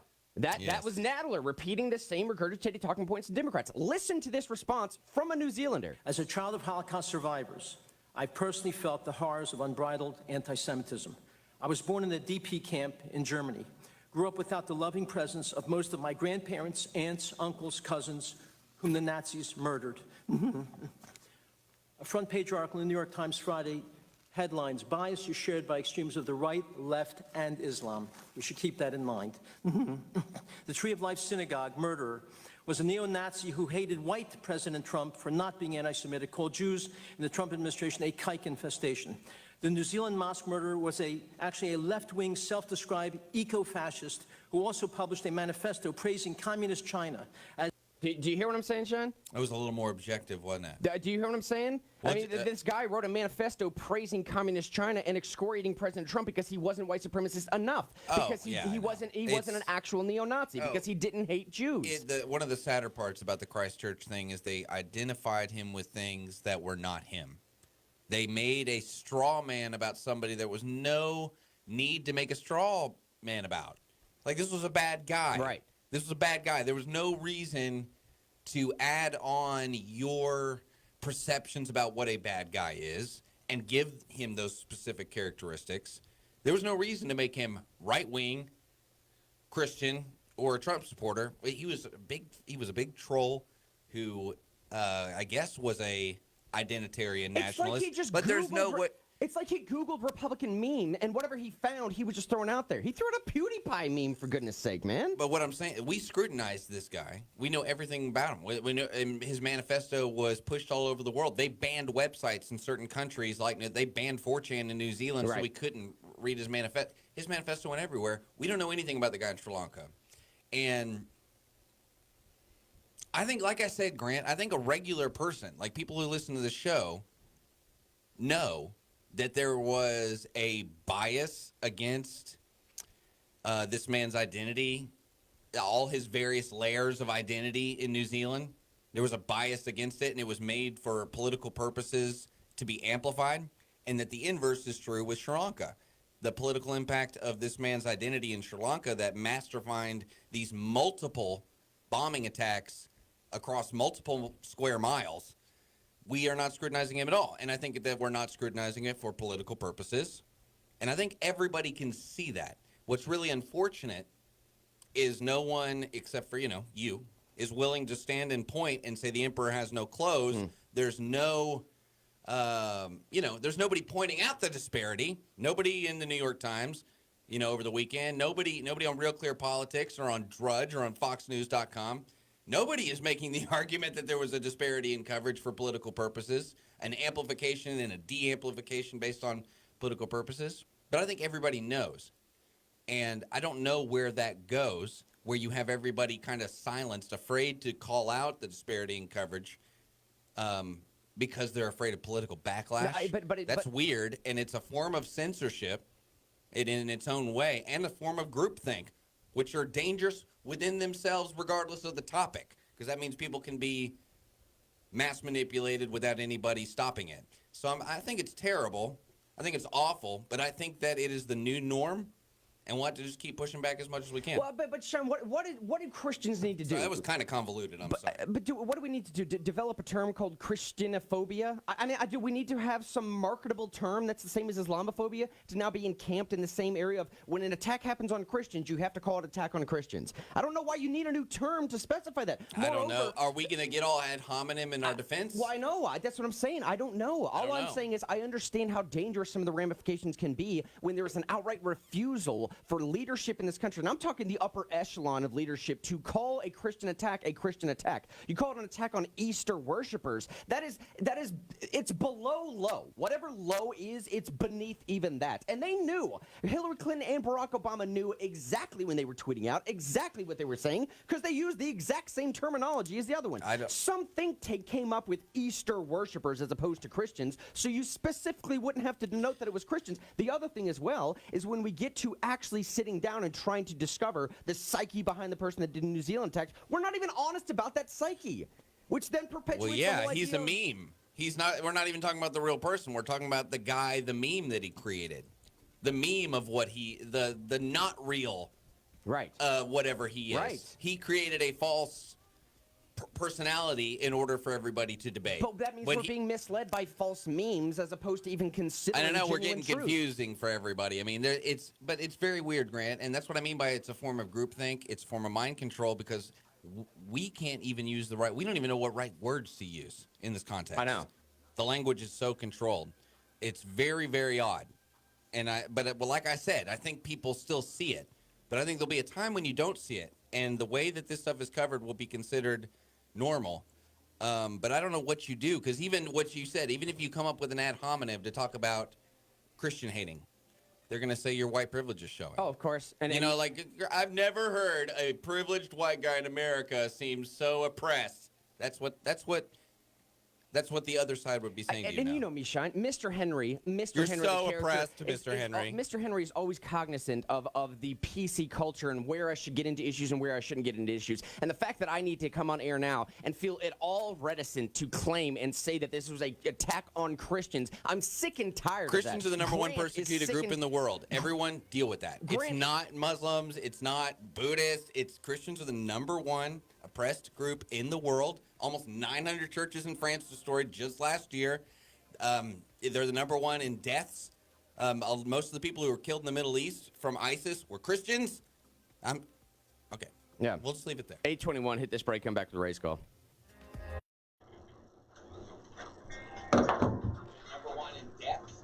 I could not get that succinct, Grant. From ISIS What? Christians? I couldn't pull back 30,000 feet, and it can make it more simpler to explain. It's difficult to explain.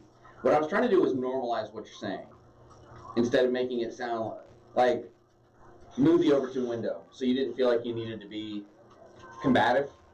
Yeah. Like the normal position is there's a disparity in coverage. Yeah. Not, please believe me, there's a disparity in coverage.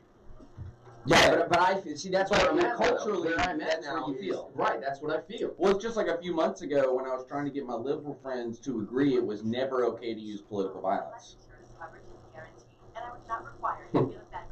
And I couldn't get them to do it. And the reason I was trying to get, and people were like, why are you hung up on that? I'm like, because I'm afraid you're going to hurt me.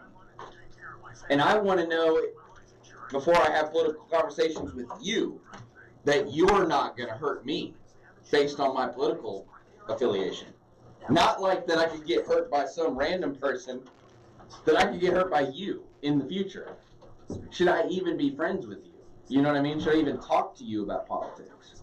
You know what I'm saying? Yeah. And I feel like if the heat was turned up just a little hotter on Christians, that's the way Christians would feel. Like, I need to know, like, friends would be like, I need to know if you're not a Christian, that you're not willing to commit violence in order to win the argument. You know what I mean? It's like I need to know. I feel like we're not too far from that. I don't feel like I'm not in that place in politics anymore, but I did feel like that 6 months ago. I mean, I guess my general question, man, is I'm sincerely asking, what is the actual Democrat fear from Barack Obama or Hillary Clinton? What is their fear to use the term Christians? Oh, we didn't talk about that. Okay, so it's the postmodern power dialectic. It's that you never give people you disagree with an equal place in the conversation. You always give them a diminished place in the conversation, because by giving them an equal place in the conversation, that gives them power. Like, we're never talking about a conversation of individuals. It's always two representatives of power groups. That's the postmodern way. But I'm saying that's the way these people view the world. The reason they wouldn't say Christian is because by saying Christian legitimizes the position of being Christian. But here's my problem with that, though, Shyne, is that then implies that it's a power struggle between Islam and Christianity, which for Barack Obama, one may be able to make the argument, but with Hillary Clinton, it just doesn't necessarily With them, the power argument is between secularism and Christianity, with Islam as an ally to bring down an ally to secularism. But you understand my problem? That doesn't make any sense at all. It makes sense with what you're saying, but fundamentally speaking... Well, but does anything about the left having a alliance with the fundamental Islamists make sense? No! Not at all. It's entirely antithetical to the whole left. I think it's, and this is a side note that I wouldn't get to on air, but I will for Facebook. I think it's a fetish. Is it fetishization? In a world where they demand emasculinity of men, they basically take the most tyrannical masculine culture and worship it. And it's like a fetish. It's like women who are like super into social justice stuff being into 50 Shades of Grey. I think it's a fetish. Let me come back in with this, and I'll get to Ray's call. You think that's like bad to say? Huh? You think that's like inappropriate to say? I think there's like work it out a little bit more. A political, philosophical fetish. Right. It's like something, a hole in their heart they're trying to fill. Hey, welcome back to Real Gentlemen. All right, this is what I was talking with Shyne with off air, and this is where I'm a little bit at now. Let me break down all of what I'm saying and the reason why I'm so enraged currently today about... He is so mad. I am. He's so mad. I'm legit, and Grant is legitimately upset today. Right now. He's literally shaking. Mr. Henry may not be too concerned about this. Is my son upside down? It is upside down. I'll fix that. All right. All right, this is what I'm saying, okay? Why Grant is so enraged with Barack Obama and Hillary Clinton. At this point, I don't even want to give him the reverence of President Obama. It's just straight up Barack at this point. To say that this was an attack on Easter worshipers, the outright refusal to say this was an attack on Christians. 2 seconds to break this down. Obviously, everyone knows that this is an attack on Christians. Okay, fine. What do you want to do? You specifically, Barack Obama, you specifically want to cite the attacks on the hotels alone? So what are you saying? There's just Westerners? Well, now all of a sudden, you're Easter worshipers out. It doesn't make any sense. It doesn't make any sense at all. What do you have, Easter worshipers in these hotels? That was specifically targeted towards Western tourists, okay? Yes. They're specifically towards Western tourists. Now, if you're talking about the churches, there's no other way to get around this logically other than say there was an attack on Christians. It was. The population, the demographics of the religion of Sri Lanka, about 7.2% are Christians. 6.8% of that. It's the smallest major minority. Does that make sense? That's exactly right. It's That's the exactly smallest right. major minority. I think they're almost right, like at 9 point something Islam. Right. And then the vast majority besides that is Buddhist. And so there are other racial or religious minorities, but it's mostly Buddhist. Then like 10% Islam and like 7%. Yeah, I think it's 9 points, so 10%, right? It's Yeah, almost 10%. Yeah, which is usually when they start bombing. So if you have 4 churches, Christian churches that were attacked in the smallest minority of religious affiliation in Sri Lanka, what I'm saying is obviously Christians were targeted. And the reason why I'm so upset about this right now is that term Easter worshiper, that was Hillary Clinton and Barack Obama both used the exact same term. What, did they call each other before they tweeted this out? No, some think tank put this term together so they specifically would not have to use the term Christian. This is what I asked Shyne off air. Okay, this is what I'm really wondering. This is what Grant is really frustrated by. What in the world is the possible gain? What is the possible motivation for Barack Obama and Hillary Clinton to specifically refuse to use the word Christian? Well, there's 2 schools of thought on this. One is they're afraid if they use Christ's name, they may burst into flames and go to hell immediately. I'm just kidding. That was a joke. It was a joke. But the real reason, okay, is because these folks are they're not just politicians, they're from the world of academia, right? Which has been taken over by French philosophers from the 60s and 70s through a, what's it called, philosophy called postmodernism. And in postmodernism, Grant, you're not allowed. And you can see this through the social justice movement, okay? You're not allowed to give your opponent, your ideological opponent. This is also a Marxist technique. You're not allowed to give your ideological opponent equal footing in a conversation. Like you're an equal, like it's an argument between two individuals trying to see who has most merit, right? It's not a meritocracy system. If you give someone who has the ideology that's the oppressive ideology equal footing in a conversation, you're giving them legitimacy. And everything is a power game. Everything is a power game. So if I legitimize Christians by using the word Christians instead of calling them Easter worshipers, I'm legitimizing Christianity. I'm legitimizing the neo-colonial whatever. You get what I'm saying? It's all a social justice, Shyne, here's my confusion with that, postmodern.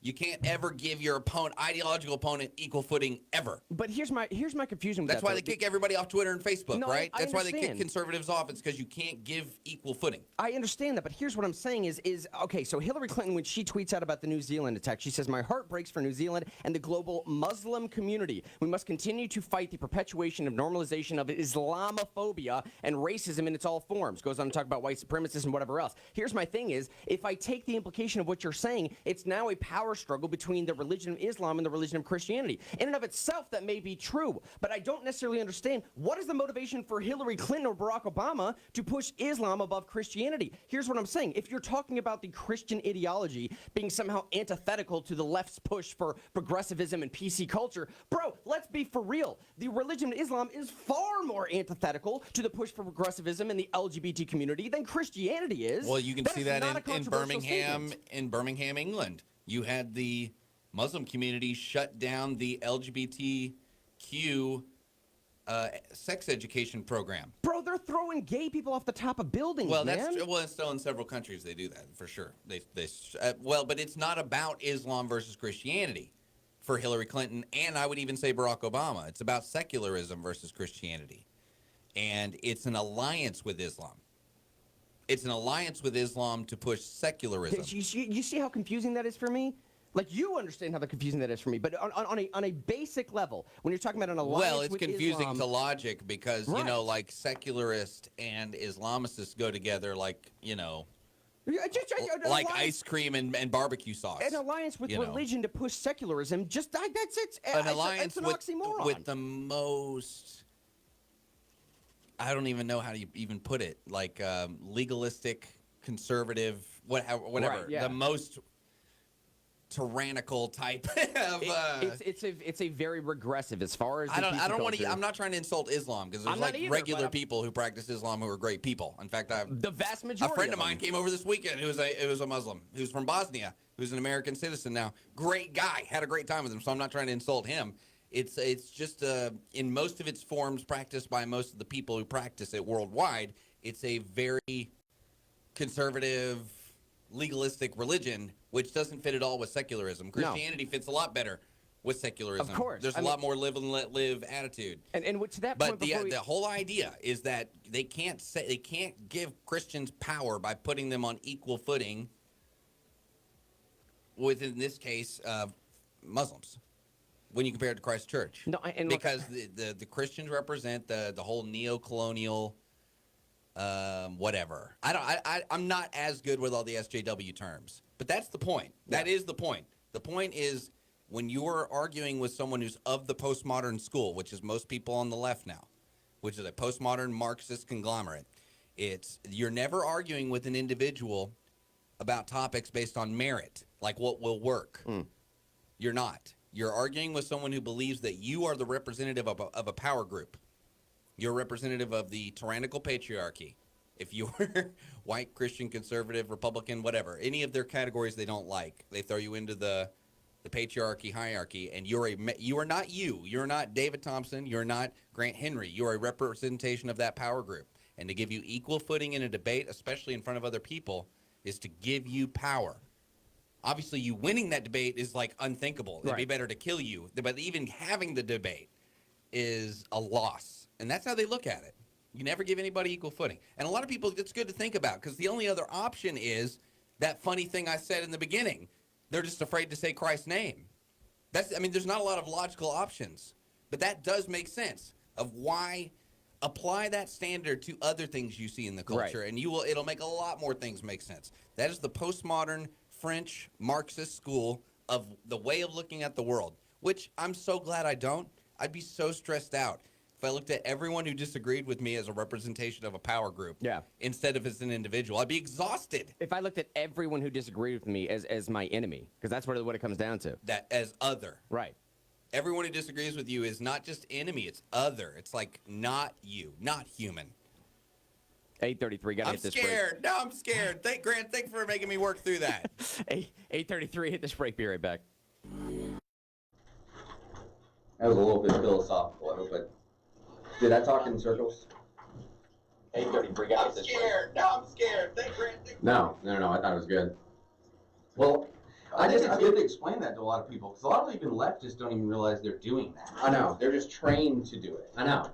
And dude, when Sam Harris, these are not necessarily my arguments. They're arguments I agree with, but when Sam Harris comes out and articulates this viewpoint much better than I have ever articulated it, I constantly want to redirect people back to that interview that Sam Harris had on Bill Maher's show with Ben Affleck.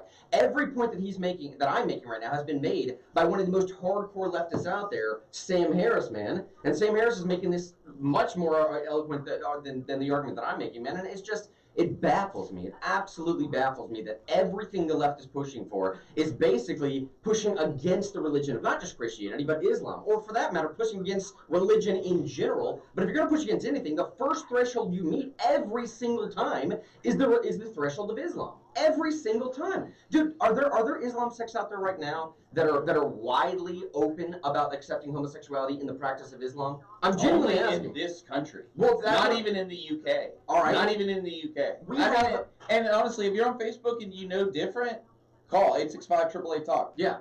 And the point I'm making is there are several worldwide Christian denominations right now that not only accept the practice of homosexuality, have open homosexual pastors, priests, whatever else. Maybe not priests, sorry. Of Christianity? Of Christianity, yeah, man. Yeah, in fact, I think, is it United Methodist that I think are about to break up because of that? I think they are. I think the United Methodist conglomeration, because it's like,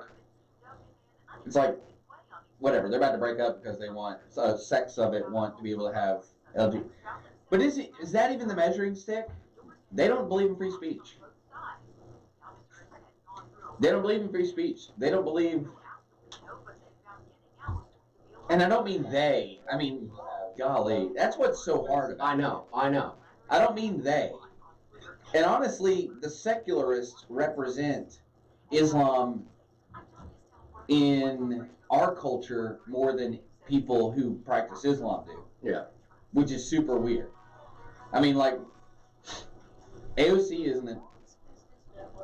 For instance, AOC, somebody who's been protecting Ilhan Omar with the whole "some people did something, some people did something" thing.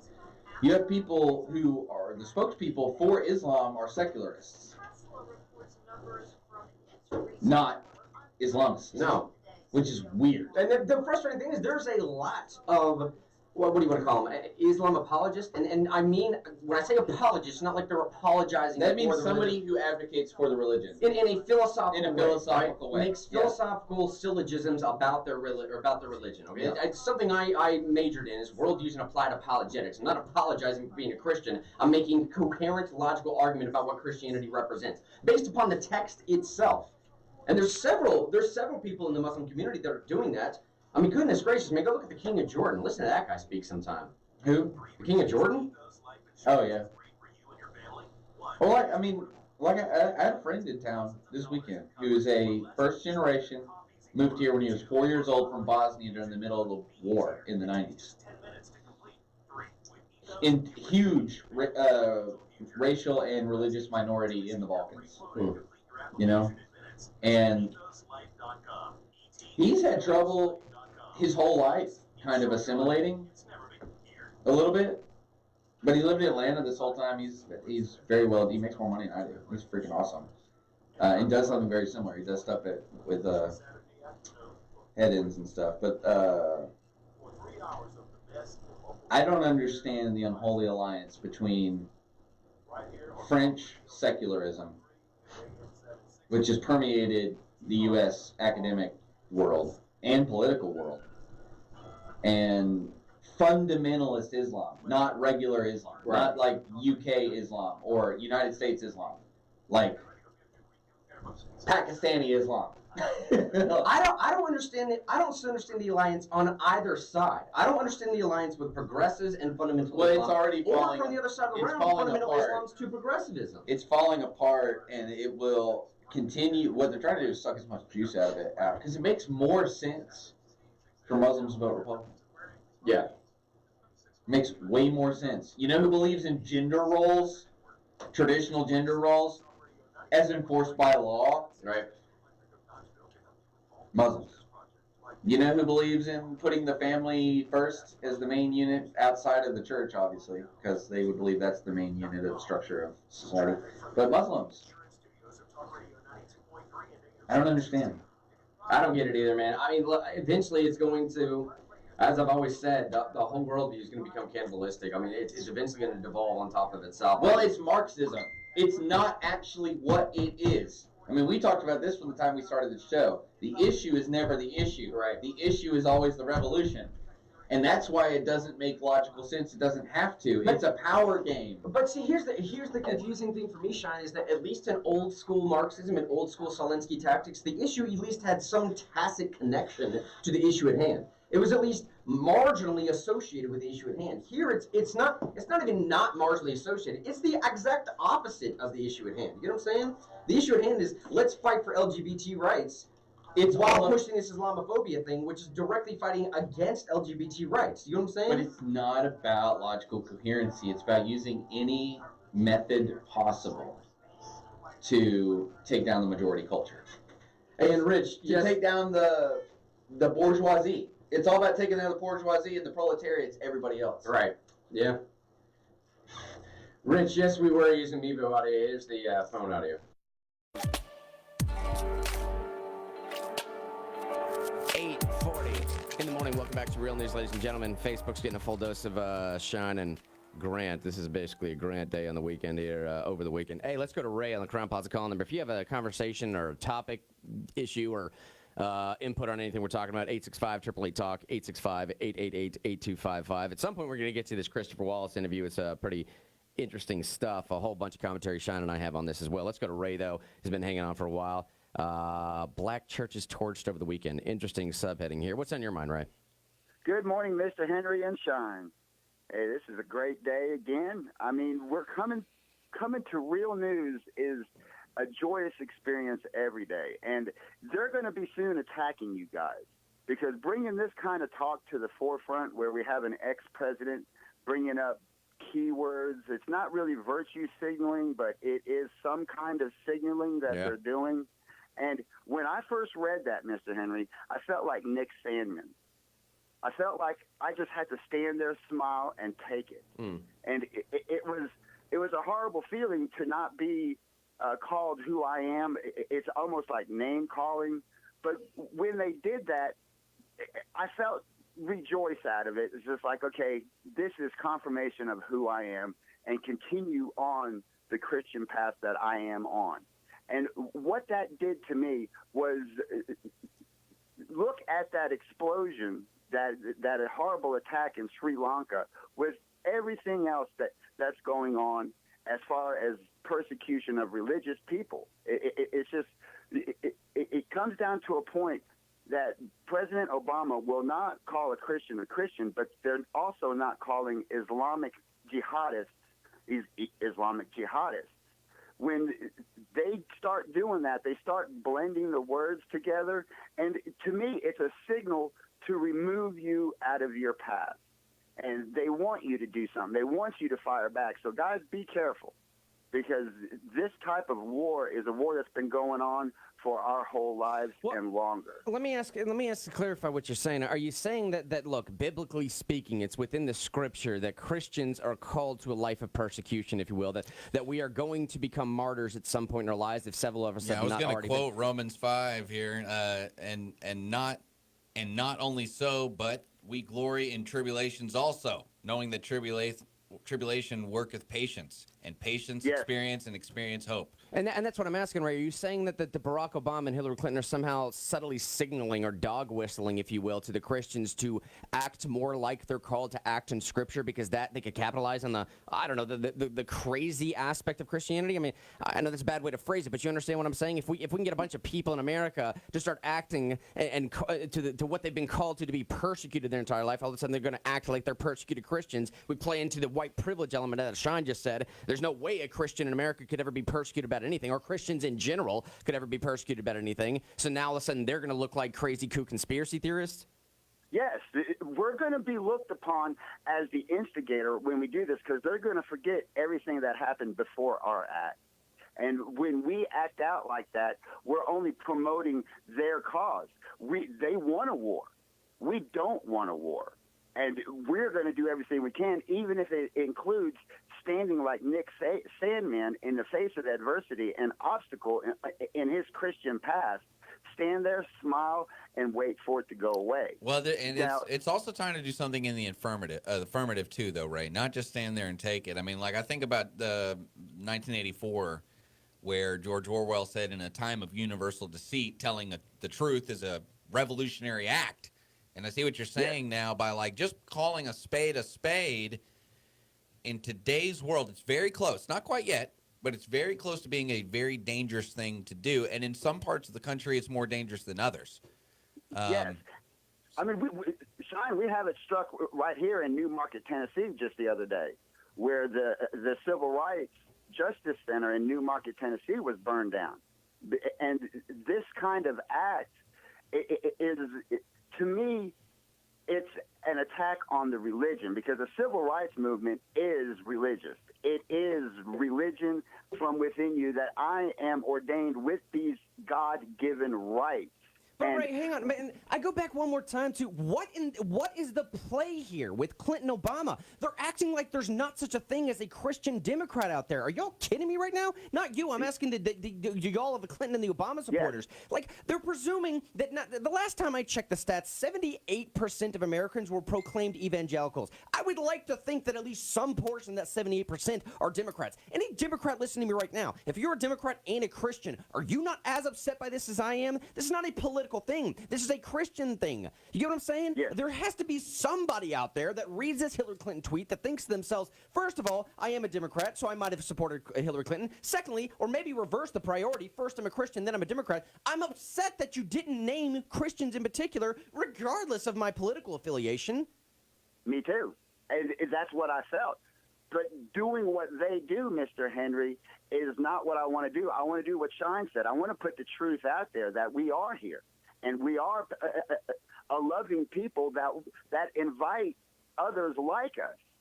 That we work through our differences. We don't kill our difference.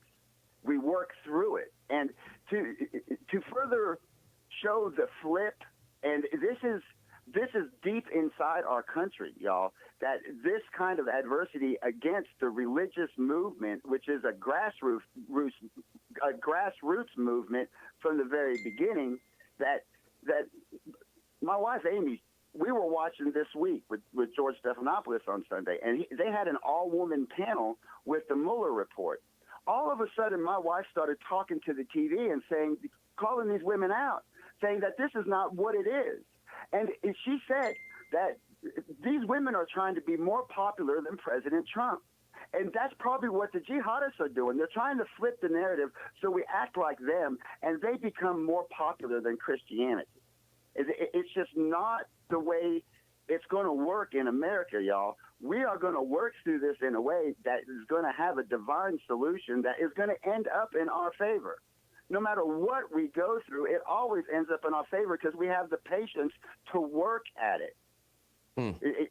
It blows me away that we've got leadership like Ilhan Omar that can say the things that she's saying, and to have a whole nation just sit there and take it. And it's building up. It's building up, and I'm hoping it comes out through the vote and not through violent acts like what they did in Newmarket, Tennessee, and the black churches in Louisiana. These people, if you're a religious group that are trying to find some kind of faith and harmony within a good life, you are now the target. And it don't matter, black, white, Islam, Buddhism. If you are not following the war, then you're not significant and you must perish. Yeah, right. That's exactly what I'm trying to say, man. That's exactly what I'm saying. Look, I just found this tweet from Barack Obama. This came from March 15th of this year. Yes, right, March 15th of this year regarding the New Zealand attack. Michelle and I send our condolences to the people of New Zealand. We grieve with you and the Muslim community, and all of us must stand against the hatred in all of its forms, against the Muslim community, all right? That's all I'm saying. Yes. And it is a war on religion. Now, if it's religions against other religions, I don't necessarily know. But I came on this program, and I told the audience, I watched that video. I would not suggest anybody else watch that video. I personally feel that there's a full-on demonic presence in this individual, a subhuman piece of trash that would, let's be honest here, specifically target Muslim individuals while they were praying to their God. Right? I specifically came on here and said that is, I don't know what a lower version of low is. I don't know the words to express right now how much I was enraged by that situation. I was appreciative that the world community kind of got together and said this was specifically targeted towards a particular people group. That is not just a problem, man. It is the quintessential definition of evil existing on this world. Now, when you have the exact same thing happening with bombs and the body count being 10 times what it was on the other side. No, 400%. 400%? The Sri Lankan death count was 400%. What, a 207, I think, is dead, 450 people injured, something like that, right? Now, an article that came out yesterday said it was 400% more than Christchurch. Right, now we have that situation, and there's an inability to have a conversation about an attack on religious individuals. It doesn't do anybody justice on either side, aside from making me enraged. It doesn't point to the question of people trying to genuinely seek peace in a communal aspect, and someone is destroying that. Someone is taking that from them. Can I go a little deep and dark for Ray and Mr. Henry? Yes. Can I just throw something out there? I think what's happened, Mr. Henry and Ray, and to all of us, I think over the past 2 years, you've realized that nobody cares who you are or what rights you have, Grant. And at first it was because you were a Trump supporter. And then it was because of immutable characteristics like the color of your skin or something like that. And I think where Grant's frustrated, and tell me if I'm wrong, Grant's wringing his hands and throwing his hands up in the air and says, well, does it matter that I'm a Christian? Doesn't my religious affiliation have some empirical moral value that I can be recognized as a person? No, Grant, you've been unpersoned. The people that matter have decided that you don't matter. And as far as the priorities, I think you're feeling attacked from all sides, and this is just one of the sides you felt like was unassailable, but now is being assailed. And am I hitting you're a right. target? As far as the priorities in my life go, it's my faith in God, my wife, and then literally everything else. I can break down everything else if you want me to, but it's my faith in God, my wife, and that's what I'm saying. Everything about your identity is under attack. Now it's become an attack on the highest priority that I have in my life. You get what I'm saying? Ray, we'll give you the last 30 seconds here, man. Yes, and the American value that President Trump is growing. He's brooding back this American value of individual rights, that we could find happiness within ourselves while being with others. And you cannot have that in another country according to these warmongering leaderships. You know, I go back to Obama, Hillary, McCain somewhat, because his actions were of a silent partner in all that. And when that type of mentality leaks outside of our borders, we become the target. And we could see that in Ilhan Omar and Ocasio-Cortez. We are now the target on a worldwide holy war. Ray, we got to hit this break, buddy. I always appreciate hearing from you. We'll talk to you soon, man. Great show, guys. Bye. There goes Ray. 8:51, hit this break. Probably a little bit more on this topic here. 9 o'clock, getting into that Christopher Wallace interview. Be right back. Good. What do you think about what I just said? No, yeah. Like, you don't matter for all kinds of reasons, but also it doesn't matter that you're a Christian. Right. No, I mean, obviously that's what it is a little bit with me. And it also touches me, personally, and what I would say my calling in life is to try make sure that people can still espouse their Christian ideals at any given point they want to in their lives.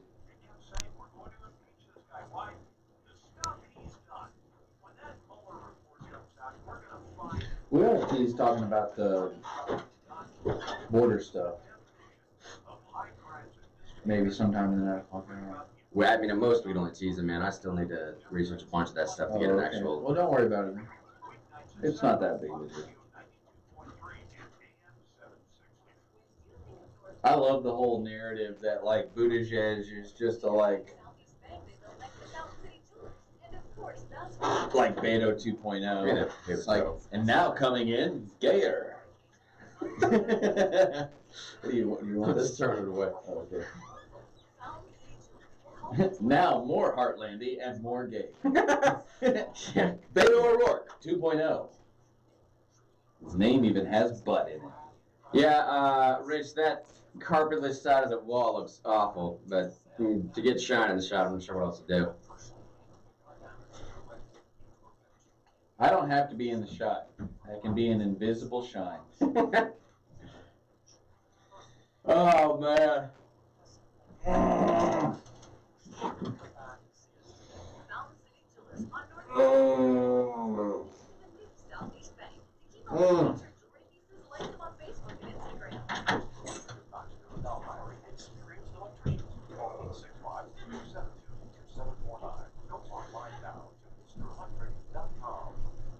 Mr. Electric.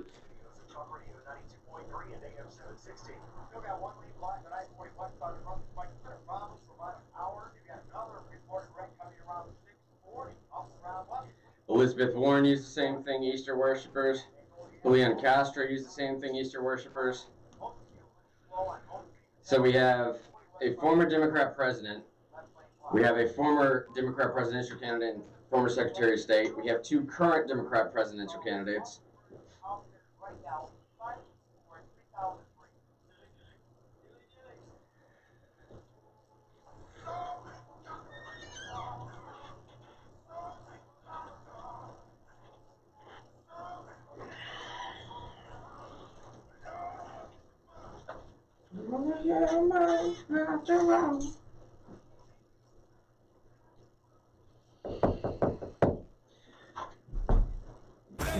Roz, that's a perfect song right now. It's all your fault, Grant. No, I mean, seriously, Shyne, like, look, It's all your fault. I am only human after all. If you're not agreeing with my raise this morning, don't put the blame on me. I am only human. It's not just Barack Obama and Hillary Grant, Clinton. the ills of the world are your fault. You and your neo-colonial, white privilege, male hierarchy, Western chauvinistic, disgustingness. Okay, Elizabeth Warren tweets out the same thing. Speaking of disgustingness. I'm heartsick for the victims of today's terrorist attacks in Sri Lanka. Hundreds have been killed and wounded. The slaughterer, to slaughter worshipers at a church during Easter service is an act of great evil. My thoughts and prayers are with the victims and their loved ones. Julian Castro. On the day of redemption and hope, the evil of these attackers on Easter worshipers and tourists in Sri Lanka is deeply saddening. My prayers today are with the dead and injured and their families. May they find grace. Look, I got a problem. Grant, you were such a nitpicker. I mean, they said Easter. Yeah, right. I mean, gosh, you are so privileged. You just want them to use all the words you want them to use. You're just like the social justice warriors. I am. I'm only human after all. Don't put the blame on me. I'm kidding. I'm being sarcastic. I see a former presidential hopeful, Hillary Clinton, Secretary of State. I see a former president himself, number 44, President Barack Obama. I see two current Democrat presidential candidates, Elizabeth Warren and Julian Castro, both of which have announced right now, all using the exact same rhetoric, the exact same term, that term being an outright refusal. Shyne, let's call it for what it is, man. This was not a simple misspoken or mistyped something or another. This wasn't just This was coordinated. It was. Coordinated nomenclature. It wasn't just a consolation to the Christians or to the PC left. It wasn't. It was a coordinated, orchestrated effort to specifically use the word Eastern worshiper as opposed to Christian. Well, what you're seeing is an ideology is showing. You know, you're not even looking at people anymore. I mean, and honestly, when you look at these people, when they use a unified message, they don't know each other. They're not part of the same organization. All of these people claim to be Christian, Shyne. Every single one of these people that I just quoted, Barack Obama, Hillary Clinton, Elizabeth Warren, and Julian Castro, they all claim to be Christian. They also claim to, I was going to say they claim to be Americans. Is that too low? I don't know. I'm sorry. That's too low. But there's lots of things. They're politicians. There's lots of things they claim to be, which they are not. You know. But, I mean, it's... this is par for the course. Well, I mean, sort honestly, of. Sort of, man. This is what everyone, literally what people were predicting would happen the day of Christchurch. There were people on the few days later after it all died down, when people weren't afraid to hurt feelings as much, who said, okay, there are people in public who said there will be attacks on Easter weekend and it will not get this kind of coverage. Yeah.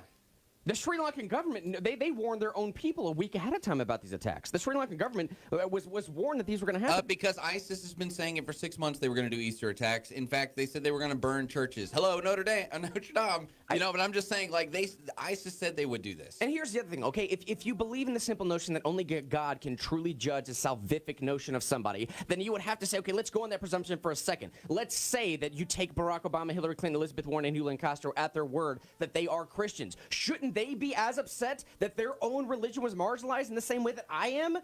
There won't be many who say, Lord, Lord, bro. There will be many who say, Lord, Lord, and won't be allowed in. Let me just throw that out there. Hit this break. News, traffic, weather, all that. Be right back. Have you ever heard the wolf cry? Yeah. There are many people who will say, Lord, Lord. And they will miss the bridegroom party. Let me play. I'll leave y'all with. Yeah, this would be fun. This is Steven Crowder's breakdown of Bernie Sanders' town hall. It's worth listening to. It's not bad. Showing up. Corporations, as a result of Trump's tax bill, paid nothing in federal taxes. What you don't say is that everybody paid less in taxes than they did under Obama or they did under you, you piece of shit. But I bet you're paying more than you thought. What are you saying? You thought you were going to get a bigger price break. Screw you! I wanted to get into the top socialist lies, top 5 myths that people, I guess these just continually, let's just start with this. Bernie Sanders, town hall at Fox News, it personified everything wrong with the left wing. Let's start with this. I happen to believe, Joe, that we have an absurd tax system. And while millions of people today are paying actually more in taxes than they anticipated, Amazon, Netflix, and dozens of major corporations, as a result of Trump's tax bill, pay nothing in federal taxes. I think that's a disgrace. What you don't say is that everybody paid less in taxes than they did under Obama or they did under you, you piece of shit. By the way, do you notice he said dozens of corporations? Just run a quick search and see how many corporations are in the United States. Hint, it's a lot more than dozens. If we missed a couple of dozen, that's okay. It's honesty. They're paying more than they expected because they wanted an even bigger tax cut. But you need to see them and thinking they wouldn't even get. Even the New York Times did an expose on this. Many people who got a tax cut didn't actually believe that they got one at all. Most people saved money, paid less in taxes this year. The middle class benefited from the tax cut. Everyone did. But I bet you're paying more than you thought. What are you saying? You thought you were going to get a bigger price break. Screw you! This is how socialism works. It deceives people into thinking they're worse off than they are by lying to them and then using that misery to get elected. Promising to solve everyone's problem with free money. And this was, we'll get to the top 5, I think the biggest myths, the most pervasive myths. All this was reiterated. There was an article this week announcing memes.tv. Did you see it? It's an online socialist media network who, without a hint of irony, it'll be a paid subscription service. Steven, that's a tax. So I went to their site to see what they were about. And again, let me know which socialist candidate you want us to live stream next week, starting at 8 p.m. Eastern. Sanders, Harris, Klobuchar, Buttigieg, Warren. I went to their site, Means TV, to see what they're. No surprises. I felt like this segment was long overdue. Let's cycle through the top 5. All right, let's get to it. Yeah. Number 5 is that there is no class mobility. The cards are stacked against you. This comes directly from the new paid subscription socialist network. You only really have so many options. You can go to the factory, you can go to the college, or you can go to the army. What do I have to do so I can get into a position to where I can chase what I want to chase versus surviving? What? Oh, I want to fill in no options. And you proceed to name all the options. 3 unbelievable options. By the way, the offshoots from those 3 options are probably at least 3,000 options. Like I could work at a factory, work your way up to vice president, work your way. In fact, happened. This was in Detroit, this network, where a UAW worker cost the company an average of over $130,000 a year. Whoa. I'm going to the military. What do you mean you get tuition paid for? Work your way up to, I don't know, officer? Not to mention serve your country? Or I got to go to college and choose any of the hundreds of degrees available there? This is like, I only got 3 options. Why are you complaining?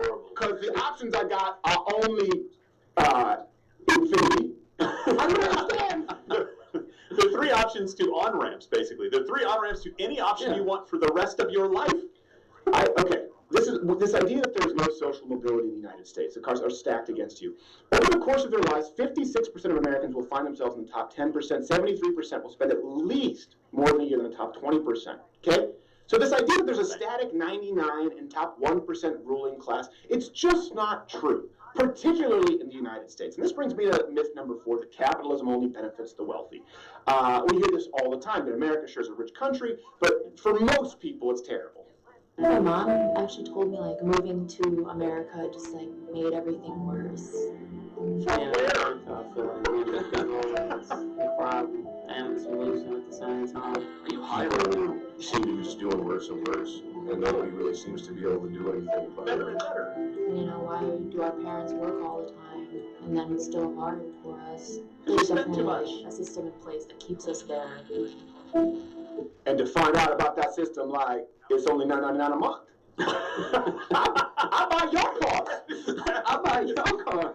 They're not going to stay poor for long. Honestly, no system is perfect. But nearly any system throughout the history of mankind that has pulled more people out of poverty than the free enterprise and a capitalist system. Venezuela, they killed There their you go. You know, here, let's do a mental exercise. Everyone watching, Okay. pick a system, any system right now. Think of it in your head, okay?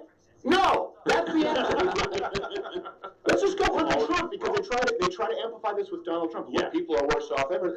We have the lowest unemployment rate in 50 years. Record numbers of workers returning to the workforce. Highest job labor force participation rate. And by the way, even with all of that, we actually have both the lowest layoff rate and the highest amount of unfulfilled, meaning available jobs, since the Department of Labor began recording the statistics ever. It's time to toss your hemp news over the basement pipe, because I only got 3 options: college, military, or being an entrepreneur. It's like, I could go to school, study in maybe like the STEM field, or get on Shark Tank. What the f***? Like, we need a new system, right? Hit the notification bell. By the way, join us at loudcletter.com/mugclip. It's more necessary than ever. Half-Asian Larry Bill Richmond can tell you. Of course, subscribe to iTunes and hit the notification bell. I already said that. And rate us on iTunes. It doesn't really matter. Here's one of the biggest ones. You've heard this a lot, right? The idea that there's no wage growth. One of the most common myths is that wages have remained the same. If you factor in inflation and you look at U.S. Have you ever heard the wolf cry from a blue corn moon or something like that? I don't know the lyrics, as you can tell. Well,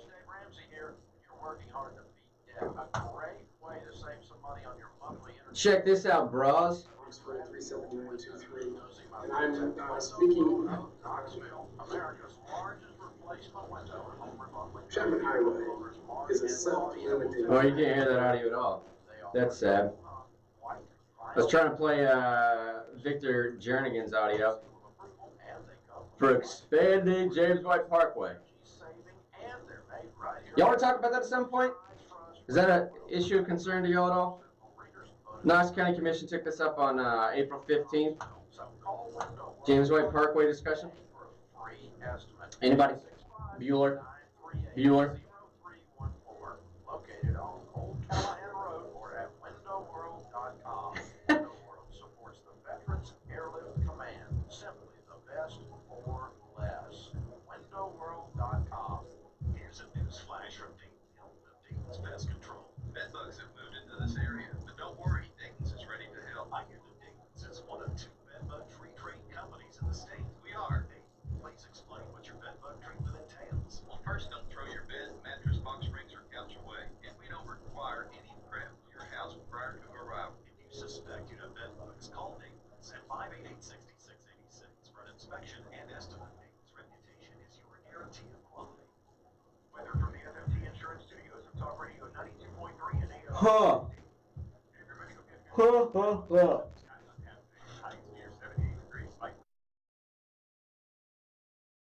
And tomorrow we're near 80 with mostly sunny skies, partly cloudy. Wednesday near 80 as well.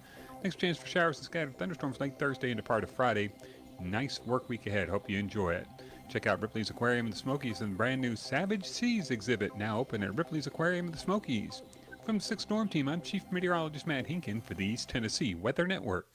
It's 50 at Talk Radio 92.3 and AM 760. To me, this is not just another nation. It is not just one of the family of nations. This is a nation with a great mission to perform for the benefit of liberty-loving people everywhere. That we shall be as a city upon a hill. These are the times that try men's souls. The summer soldier and the sunshine patriot will, in this crisis, shrink from the service of his country. You've come to fight as free men. Free men you are. What will you do without freedom? Proclaim liberty throughout all the land. In one voice, we will not go quietly into the night. We will not vanish without a fight. You gotta fight for your right. Can you dig it?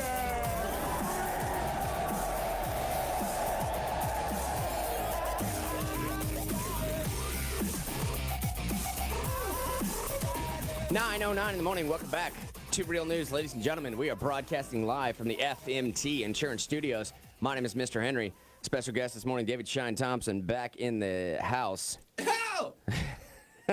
Good morning. Hey, housekeeping stuff, all the Real News Radio related things, just type that into whatever search bar you're going to. Now that's, I don't know, Facebook or Instagram or Twitter or Patreon or Periscope or any of those things out there. Just Real News Radio, YouTube as well. You'll find us there. Also, the app we have, fantastic app. Just type in Talk Radio 92.3 Knoxville. Talk Radio 92.3 Knoxville.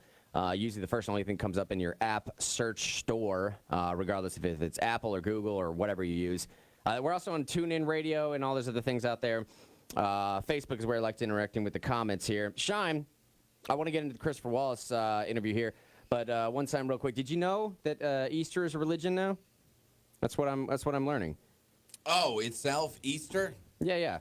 Easter itself is a religion, apparently. What is the Ishtar religion from Sumerian times? Well, there you go. It's interesting that Barack Obama and Hillary Clinton would now say that there's no such thing as Christianity anymore. It's just all we do is worship we just worship Easter, because Easter worshipers is Cadbury bunny. Well, there you go. Right? Yeah. I mean, yeah, that's apparently what we've been relegated to is no such thing as worshiping Christ.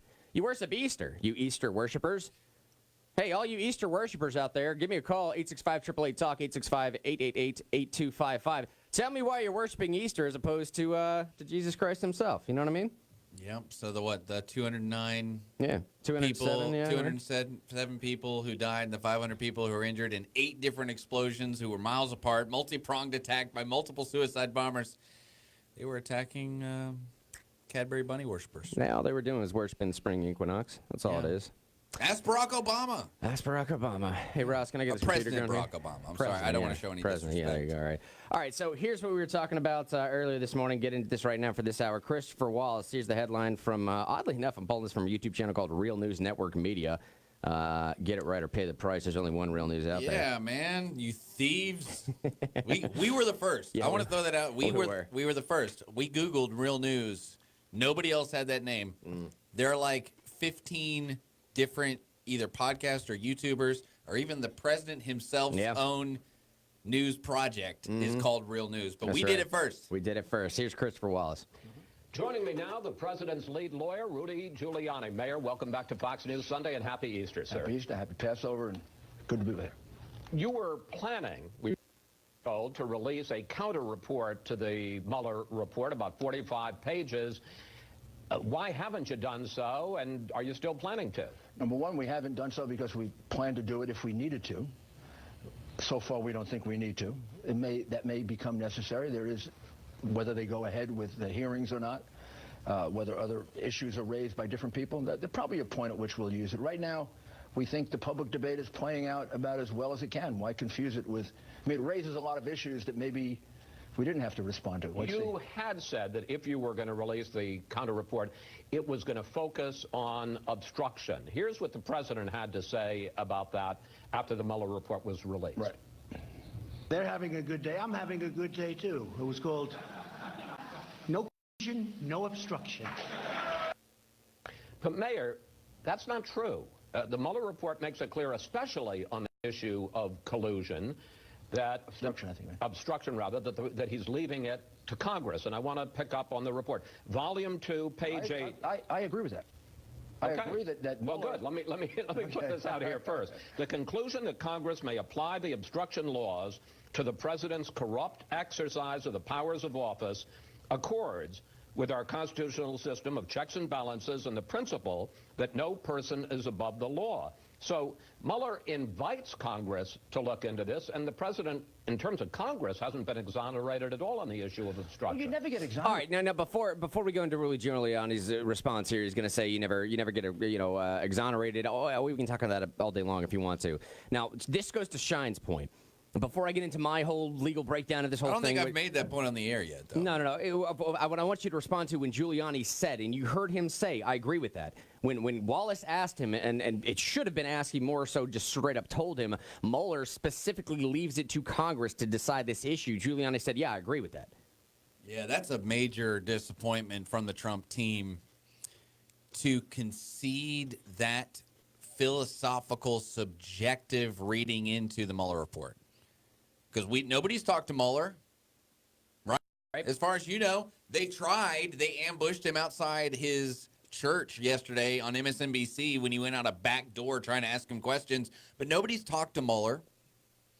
It's not in the report that says we couldn't find him legally responsible for obstruction of justice, but we're going to leave it up to Congress to figure out. That wasn't in the Mueller report anywhere.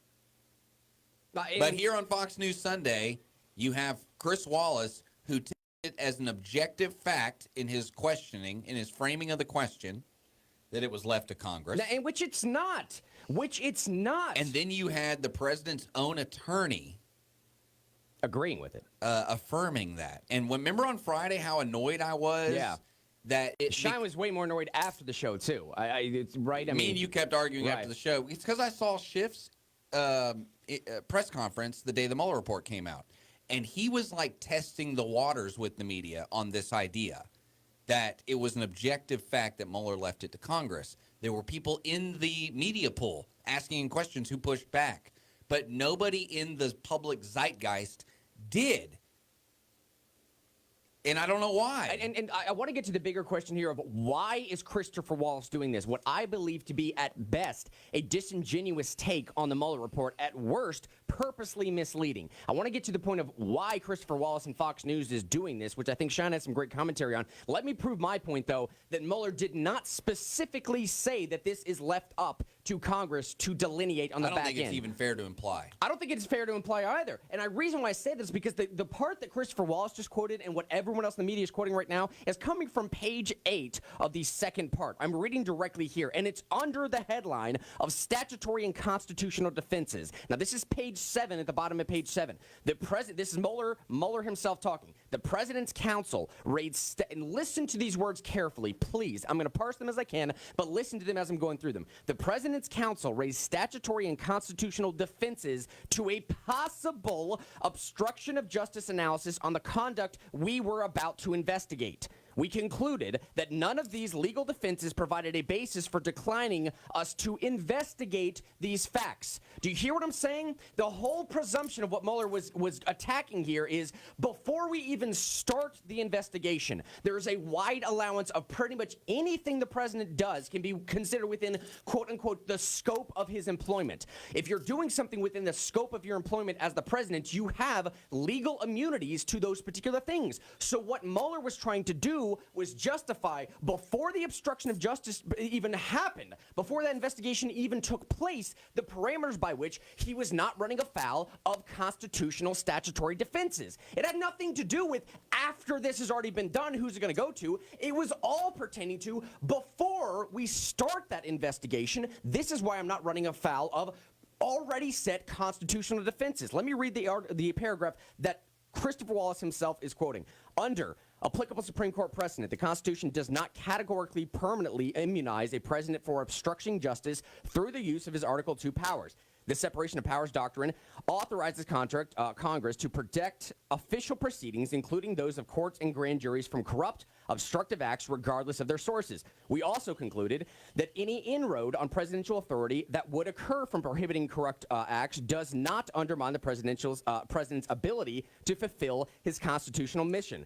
The terms corruptly sets a demanding standard. It requires a concrete showing that a person acted with intent to obtain an improper advantage for himself or someone else, inconsistent with official duty and the rights of others. A preclusion of, quote, corrupt official acts does not diminish the presidential's ability to exercise Article 2 powers. Do you understand where I'm going?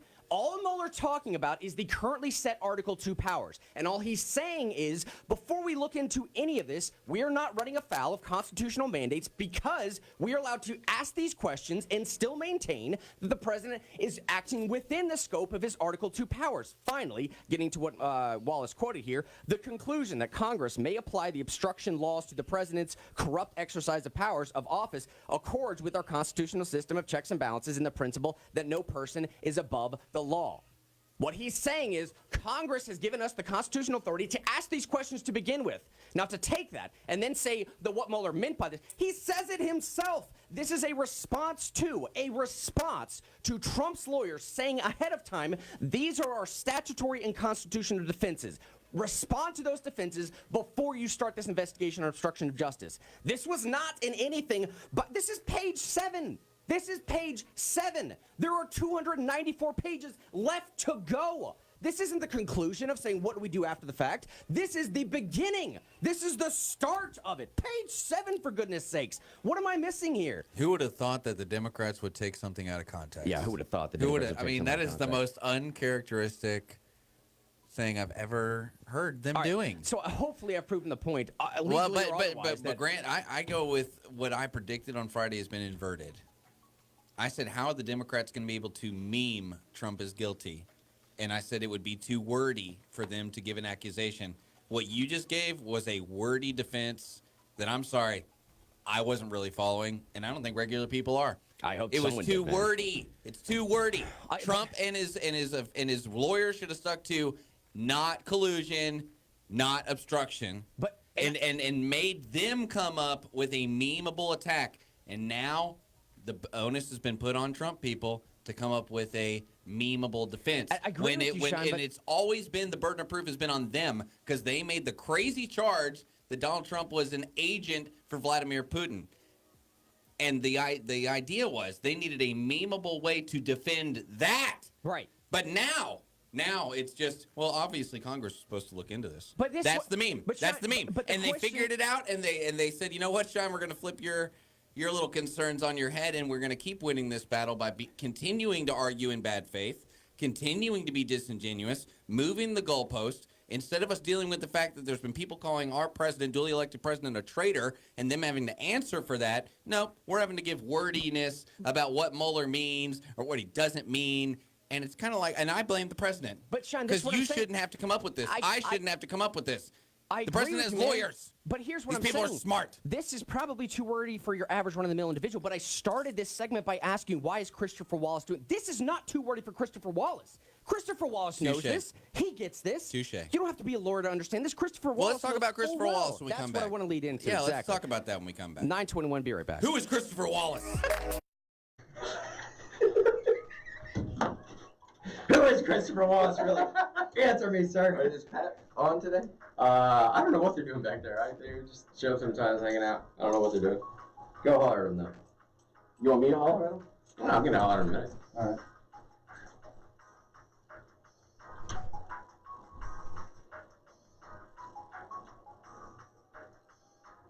Facebook, with 8 of y'all are in here. You were following me, right?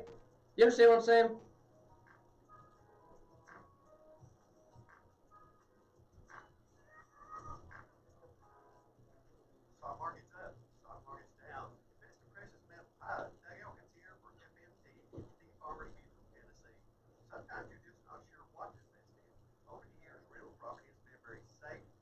All right, I'll put it this way, okay? Listen to this. The sentence right before what Christopher Wallace grants.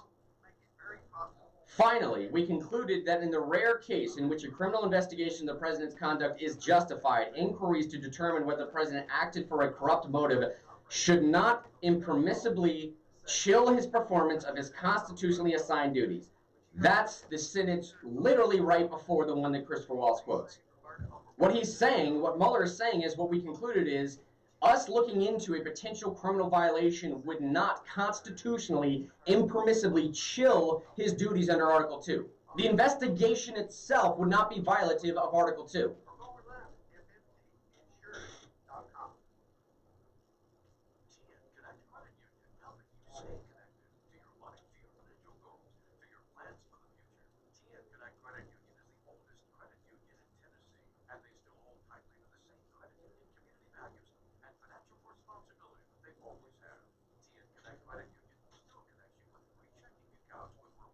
Look, and granted, I will say, this does leave the door slightly open. The conclusion that Congress may apply the obstruction laws to the president's corrupt exercise of powers of office accords with our constitutional system of checks and balances and the principle that no person is above the law. Fine. So yeah, they're here to talk about their app being out. App out. So do they pay for anything? Yeah, they're sponsoring Michaela's segment now. I see. Yeah. You're not getting anything. I get nothing from nothing. Yeah. This has been, I'm so glad that you've got to learn all this. Yeah, well. Well, if we ever did something big on YouTube or whatever, and then we got hired by somebody, no one's going to pull anything over on us. No, that's true.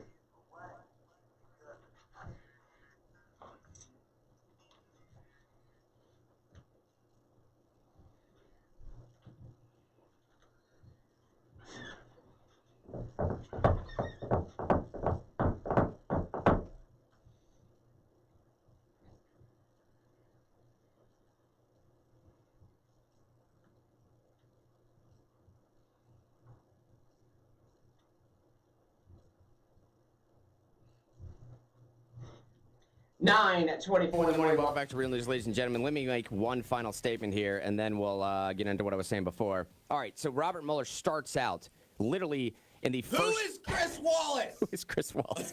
He starts out in the very first thing that he says. He lays out this idea, this understanding that, oh, by the way, the president is a different entity. Not the person himself, but the president himself. The presidential seat. Yeah, he's making a legal argument for being able to investigate the president. Yes, because exactly. and he has to because of certain Supreme Court precedent. And I would even say because of statutory limitations on the special counsel statute. Right. There are limitations on the statute and the scope and all these things. I'll give him this, like. He's a good lawyer and a good prosecutor. Oh, yeah. Very talented guy and very by the book. But everything about this is why the statute made the report confidential.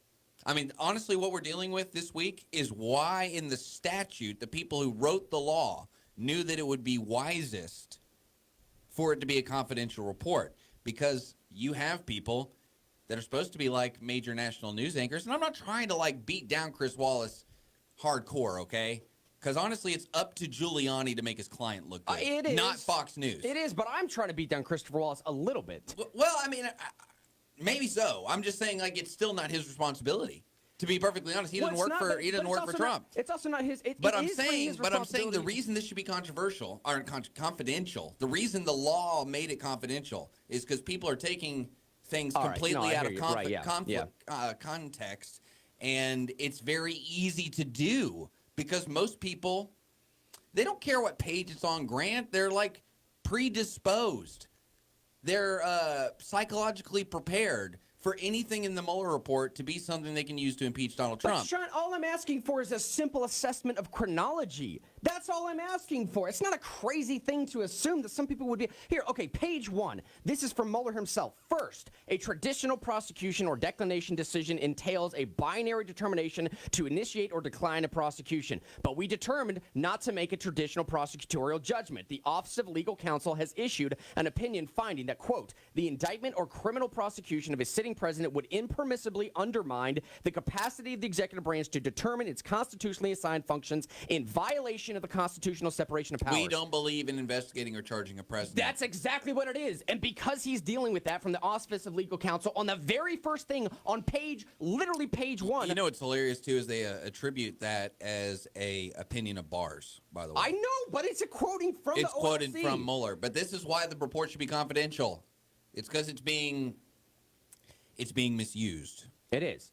And let me say And I understand your frustration being misused by someone who's not an idiot. Yes. And I would say a team of people who are not idiots, because Fox News Sunday is the biggest weekend show besides Maria Bartiromo. I mean, it's one of the biggest shows on Sunday. Probably the highest rated of these Sunday shows, like Meet the Press, all these different ones. Probably the highest rated. They're not idiots. Right. So to ask...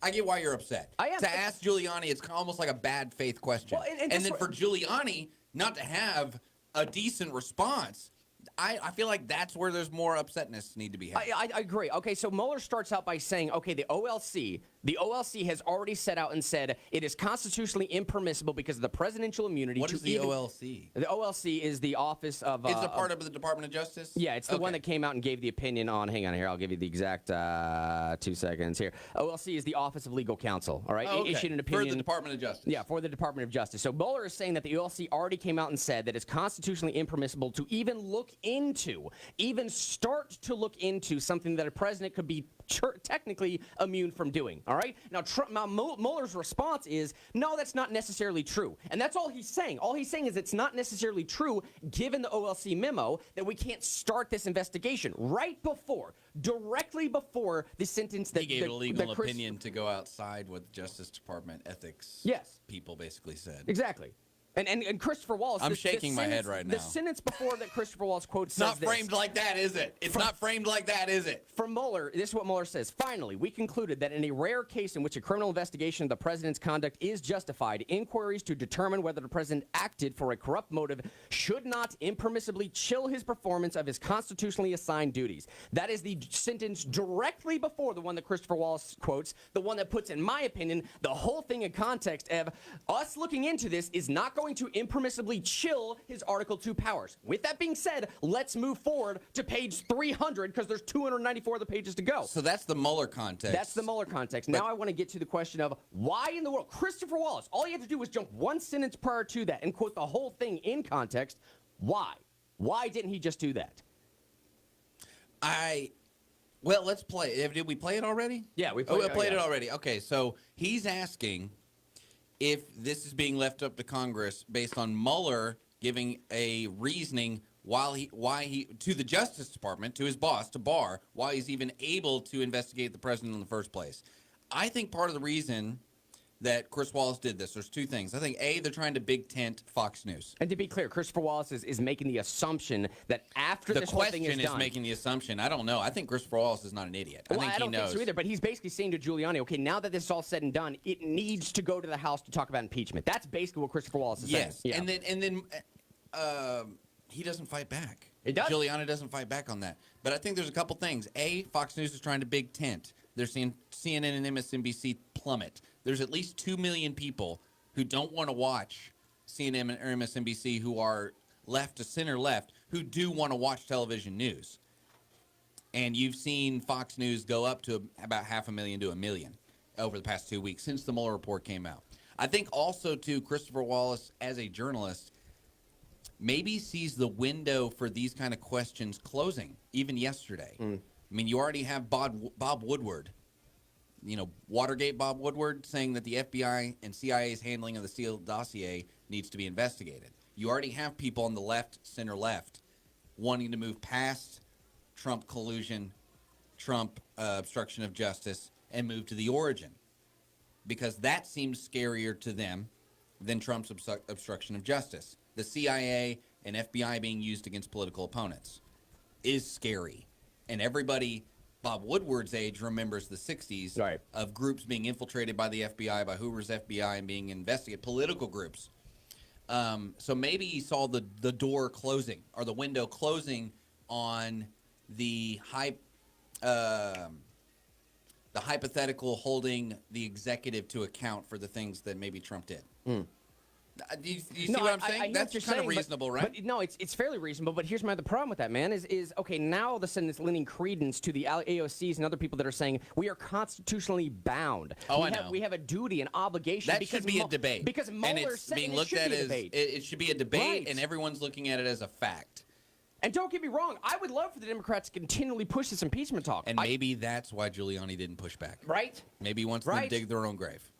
Dude, maybe, But honestly. that, like the special counsel, is playing with fire and too big of a risk. I think so. If you start impeachment proceedings, you don't know where that's going to go. Yeah. Realistically, because anything can happen any day, any hour. This is America. This is 2019 in the crazy news cycle. Hey, 9:32, hit this break. Be right back. What do you think about that analysis? Yeah, it was good. I think part of it is like the door already seems like it's closing. Yeah, and they got to capitalize now. Well, like as a journalist, it's like, well, let's talk about it, so I can be remembered as somebody who talked about it. Yeah. Is there an avenue worth pursuing? Because some of the things Trump did are things we wouldn't want the executive to do. But why not just say it like that? I wouldn't have a problem if Chris Wallace said that. Because it's on television. And he's trying to seem middle, whereas like someone like Shapiro is trying to seem right, said it about like I said it. Right. Like, yeah, what everybody else did was pretty bad, but can we agree that some of these things are things that we wouldn't have wanted Trump to do? I have no problem having that conversation either. But my problem with Shapiro having that conversation on Friday, as opposed to a retrospective look 6 weeks from now, is it becomes a part of the important narrative, which is where do we go from here? Not as a, what do we want the president to do over time? The executive to do over time. Right. Whereas, like, I think the most pressing issue is there's been a bunch of people have been lying, trying to invalidate an election, and they were wrong. And it's very odd to me that it hasn't swung that way, even though I think it's kind of that way in real life. I think the average person is either done with it, or in the, like I said, 8 to 20% who believe that obstruction is enough for impeachment. But I think there's a larger chunk, 38 to 40%, that believe that the people who initiated the investigation need to go to jail. Yeah, no, absolutely, man. I agree, and that's but what only I'm saying. by like double, but still not a majority of the country either But way. there's so much mounting evidence for not even playing the simple game of even insinuating that Mueller made it clear that it should go to Congress. At best, at absolute best, there should be a conversation, a dialogue, a debate of, did he really? Because I'm talking about page 7. If this was on page 297, then yeah, that's a much, much clearer inference that Mueller... But and everybody it's one knows the sentence. public's It's too a dumb. single sentence. Everybody knows the public's too dumb. Everybody knows you can read that on public, and they won't know or care about the context. Everybody knows that. And I feel like the Trump administration, do you not have a narrative about not leaving it to Congress because you don't want to draw attention to the issue? Like, you don't want to, like, make it, like, if it becomes a debate, the moral high ground is Congress looking into it. Yeah, sure. You know what I'm saying? Yeah. Are they trying to win by not playing? I don't know, dude. I don't know. I mean, Chris brought up on Facebook saying to think that Giuliani is allowing talks for impeachment for strategic reasons give Giuliani too much credit. Maybe it does. Maybe it's not coming from Giuliani. Giuliani's a guy that seems to have foot and mouth syndrome, man. But I'm just thinking, like, all right, every single person in this country right now is in total agreement. I would think that there is no underlying conspiracy charge. There's just simply not. There is no underlying conspiracy charge. So it's look, we have the Ken Starr report. Okay, if there was a conversation about whether the Ken Starr report should be brought to Congress as to whether or not we should consider impeachment, we had 11 indictments with that. 6 of which were dealing with obstruction of justice. I'm talking 11 full-on indictments and a suggestion from Ken Starr saying, I think you should bring this forward. Got prosecuted for lying. I'm talking Bill Clinton. Bill Clinton had 11 indictments on his own head. But I mean, 6 of which were obstruction of justice with Bill Clinton. So if you want to have a conversation about whether or not we should impeach Bill Clinton because Ken Starr was very clear about giving it to the House, that's one thing. Here, where there's no underlying criminal conspiracy at all, and at best you have a single sentence from page 8 in a 300-page report, I don't see how Christopher Wallace is getting away with it, first of all. And secondly, I'm not sure It could have been much better, even to play the middle road of, don't you think we should at least have a dialogue about whether or not that's what Mueller meant? And if we should have that dialogue, don't you think it would be better for the American people to roll Mueller out in front of these Congress and Senate and ask him that very question? What did you mean? Well, but like, what, and here's what's weird, is like everybody is longing for objectivity. But what makes Mueller more objective than Barr? When, honestly, like, it's by statute, it's up to Barr. So, like, what would it matter if Mueller thought this or thought that? Like, in reality... Oh, in reality, it wouldn't matter anything at all. Would it really Mueller matter? could say you could leave it up to freaking Disney if you wanted to, and it wouldn't matter. Mueller could just come out and say, I just threw that in there because somebody in my staff really wanted to. I didn't really think any of it was obstruction. Right. And it wouldn't matter. It wouldn't matter. They'd still use everything in there that he wrote in order to push it along. You want to have them on after the next break? Yeah. They have an app now, like Bite Squad or... Yeah, I saw that little video. It's pretty cool. We got Disney Air. Yeah, there's Disney. Got the dead air. What? She's queuing something. Oh, are we live? Oh, all right. Oh, we're same thing. We're gonna do it all over again on air. After this next break, if that's all right. Yeah. Yeah, we'll finish the show with them. Yeah. Oh, okay. Okay.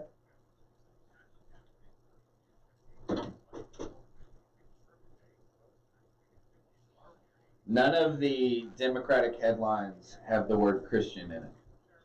Jeez, really? There's the word church. What we know about Sri Lanka attack victims. How the attacks unfolded across Sri Lanka. Mystery surrounds the source of Sri Lanka attacks. No, it doesn't. There's no mystery around that. We have the dude's picture. Deadly attacks spell trouble for tourism. At least 4 citizens were among, at least 4 U.S. citizens, by the way, were among the 290 killed. 24 people were arrested. Yeah, there was a lot. Some were suicide bombers, some weren't.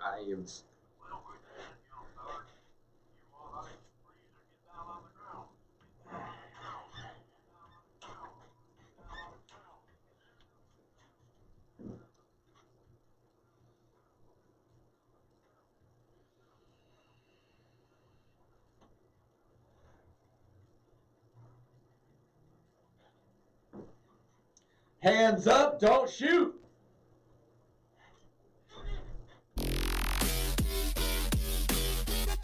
Hey, look, we're in this audience. I'm gonna keep it real with you right now.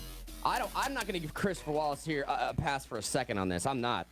I mean, like, part of me wants to agree with Shyne here that there's probably a bigger issue at play, and I understand what you're saying, man. He's trying to make an audience grab right now. I don't know, man. I think they're seeing the CNN audience members drop. They're seeing it that, like, what you said is perfect. There's a small window of time right now. They didn't crack 500,000 last weekend. Half a million. Do you know how low that is? There were 4 YouTubers who had more viewers than CNN last weekend. 4 conservative YouTube channels. Yeah. That just on the videos they put out over the weekend were more than all of their 24-hour programming. And Shyne made a good point off here too. Okay, let me read this. The impeachment of Bill Clinton, the 42nd president of the United States, was initiated in December 1998 by the House of Representatives that led to a trial in the Senate on 2 charges, one of perjury and one of obstruction of justice. Now, Ken Starr was interviewed the other day and said there was 11 overall charges. Obstruction of justice were 6 of them. So you have particular charges that are cited directly to Bill Clinton. Why am I bringing that up? Why am I bringing that up? Well, okay, if we're having a conversation where Ken Starr all of a sudden says maybe we should have a dialogue or debate as to whether or not this question ultimately goes to the House of Representatives to consider impeachment, well, we have legitimate criminal charges that they should consider. And Ken Starr actually made that assessment at the end of the report himself. I'm sitting here now on page 8, the beginning of this entire thing, where Mueller is doing nothing more than trying to justify why the obstruction of justice investigation made sense legally, and why it didn't run afoul of constitutional precedent prior to the investigation even taking place. Christopher Wallace knows this. He knows this. Almost everybody in this country right now that actually knows what they're talking about, and the idiots that don't know what they're talking about, I can't help you there. Almost everybody in this country knows there is no underlying criminal conspiracy charge. There's nothing to it. The point being, obviously, it's difficult to obstruct some criminal aspect that wasn't actually criminal or never took place. Secondly, though, it's hard to have a corrupt intent when you haven't performed a criminal action. Exactly. And as far as legal ease goes. And secondly, and that's the question I'm asking is, okay, it would be far better. I would be much more accepting of Christopher Wallace if he were to have said to Giuliani, hey, Giuliani, listen, Mueller seems to be a bit ambiguous here as to whether or not we're going to leave this vague assessment of we can't exonerate him, but we also can't charge him with anything. Do you think he left it up to Barr, or do you think he left it up to Congress? Exactly. That would have been a reasonable question, even though inferring someone's motives is stupid. Yeah. In legal, as far as legal terms go, like inferring people's motives based on no evidence is not a legal conversation. Christopher Wallace could have just said, well, the fact that we can't infer his motivation, shouldn't we just have Mueller answer for that in front of Congress and saying he's going to be there May 26 anyways? Yeah. I would have accepted that question from Christopher Wallace. It might have been a legitimate question, but the way he phrased it by saying that this was clearly, Ross, can I get this computer going again? It's kind of like there's only two ways you could infer his motives for that, Grant. It's either if you are hopeful that he had that motive, or if you're cynical that he had that motive. Well, but listen, but there's no reasonable or logical path to he had that motive. Listen to the question from Christopher Wallace. Go ahead with the hearings or not, whether other issues are raised by different people. There's probably a point at which we'll use it. Right now, we think the public debate is playing out about as well as it can. Why confuse it with, it raises a lot of issues that maybe we didn't have to respond to. You had said that if you were going to release the counter report, it was going to focus on obstruction. Here's what the president had to say about that. We've already heard this. Hang on. And this is also Christopher Wallace goading for more information. He wants that report makes it clear, especially on the issue of collusion, that obstruction rather, that he's leaving it to Congress. And I want to pick up on the report. Here, rewind that 15 seconds. Rewind that.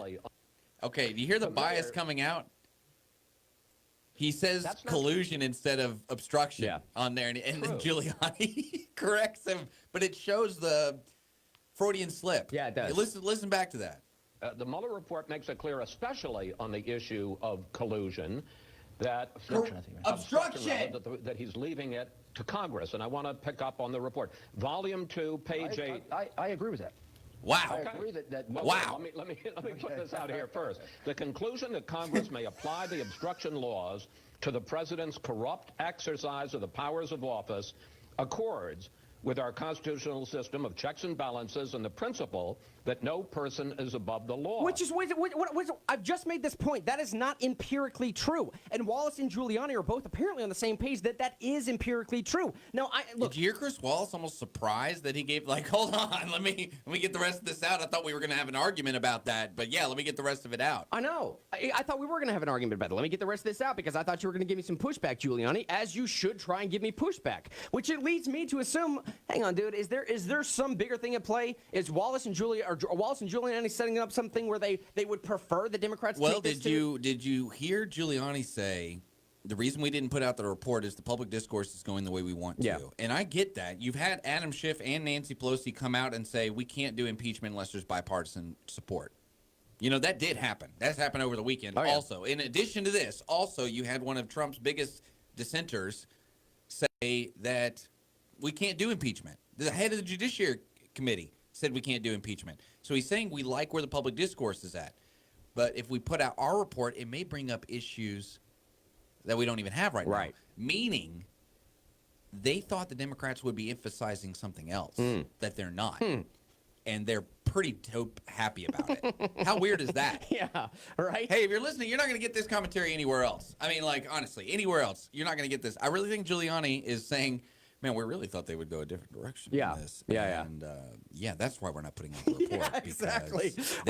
They are missing the fastball. Yeah, we got no problem that they're swinging at the screwball right now, you know? There's a lot of different ways to look at this. Yeah. There are a lot, because we're mad about this Congress thing. Maybe they knew that was going to happen all along. Maybe. To argue against it is an uphill battle, especially when you don't have to, when you have Nancy Pelosi and Adam Schiff making your argument for you that there can't be impeachment unless you have bipartisan support, which is what I was saying on Friday. Right. Why is anyone talking about impeachment as a possibility besides theoretical? Because no Republicans except for Mitt Romney are going to vote for impeachment. Or think about it this way. The highest approval rating that Bill Clinton ever had throughout his entire presidency was right before he was impeached at 72%. Matt saying on Facebook, Trump will survive impeachment and be more popular than ever when it's over. Maybe they realize that as well too. Well, Didn't keep there's pushing more this into coming. 2020. There's more coming down the line. Much more coming down the line. I mean, there's much more coming down the line. I mean, you had Sarah Sanders saying that from here on out, Republicans are just going to keep winning and Democrats are going to keep losing. But I think that's hopeful. I don't know. I think anything can happen over the next week. Hey, 9:47, got to hit this break. Come back with We our have some boys. special guests when we come back. Our boys from Gateway Grocery. Yeah! Hit this break. Be right back.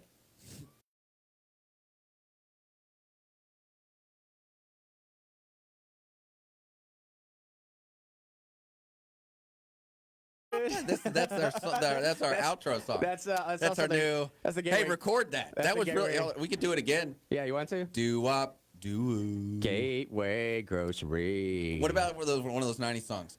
Sha-hoom, hoom, hoom, sha-hoom. Hey, I really thought music would kick in by now. By the way, for real, the Gateway Grocery folks, fantastic folks. Yeah, and they have a really special announcement when they come back. Yeah. This was all our fault, what just happened. Something I've been waiting for a while, by the way. Hey, yeah, hit this break. Be right back. Love you, Laws. Love you. No, I'm not going to Linus for Sri Lanka in the last 20 seconds. Did we go early? No, we went way late. We're supposed to be at 45. That was hilarious. She needs to use that little Diggity-doo.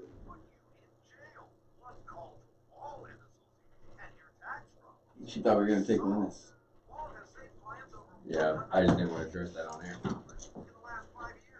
So what do they need to be here, there? You can put them on red and gray if there's enough chairs. Here, I'll come over there. Help figure it out. Yep. You want to put this here? Yeah. Woo! See, we got that. What's Put up, that. Lou? What's up? What's up? Let's see. Already like the girls there. Boy, Daddy trying to talk. Yeah. Man, Henry over there. What's happening? Both y'all live and something? Yeah, you already know, man. All right. I'm gonna get y'all on the Mevo cam over here. Hello, the Mevo. Hello, Mevo.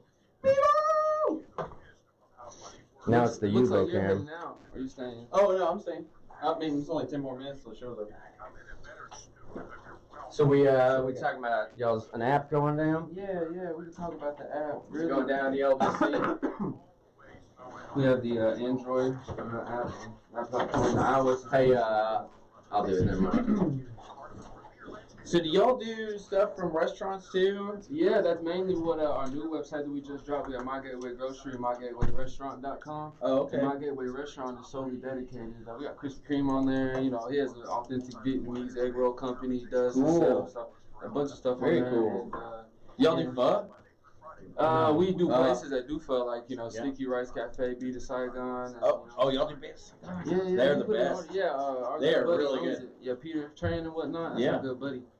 But yeah, and then our app now has all the restaurants that are on our MyGatewayRestaurant.com on that as well. Now, does the app have both, or do you have two It different just has apps? restaurants. Just yeah, okay, just so it's restaurants primarily and- focused on the restaurants. Yeah, okay, yeah. cool.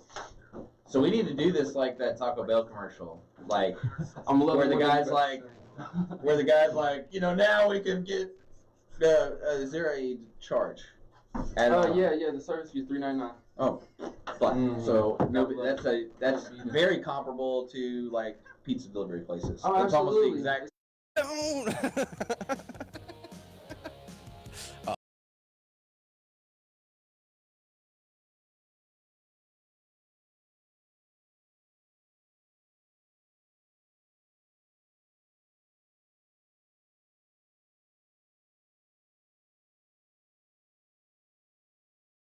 Great guests in studios right now, boys from MyGatewayGrocery.com, MyGatewayRestaurant.com, here to tell you about a incredible new development with the company. What's going on, boys? How you doing, brother? Hey, doing all right, man. Man, you know, I've been sitting around sometimes in my life, hungry. That's right. I mean, just hungry. Hangry, even. I mean, hangry. Actually, that happens all the time. You probably, it's probably not a surprise to you.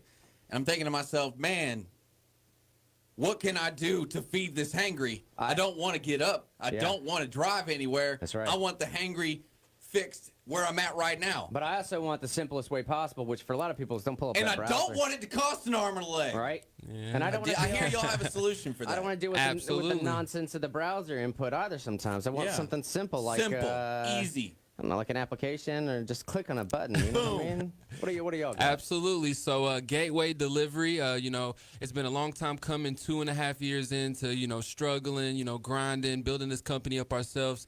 We have finally launched our first app on the Android platforms. It is Gateway Delivery. So you can go download it now. Your first delivery is free.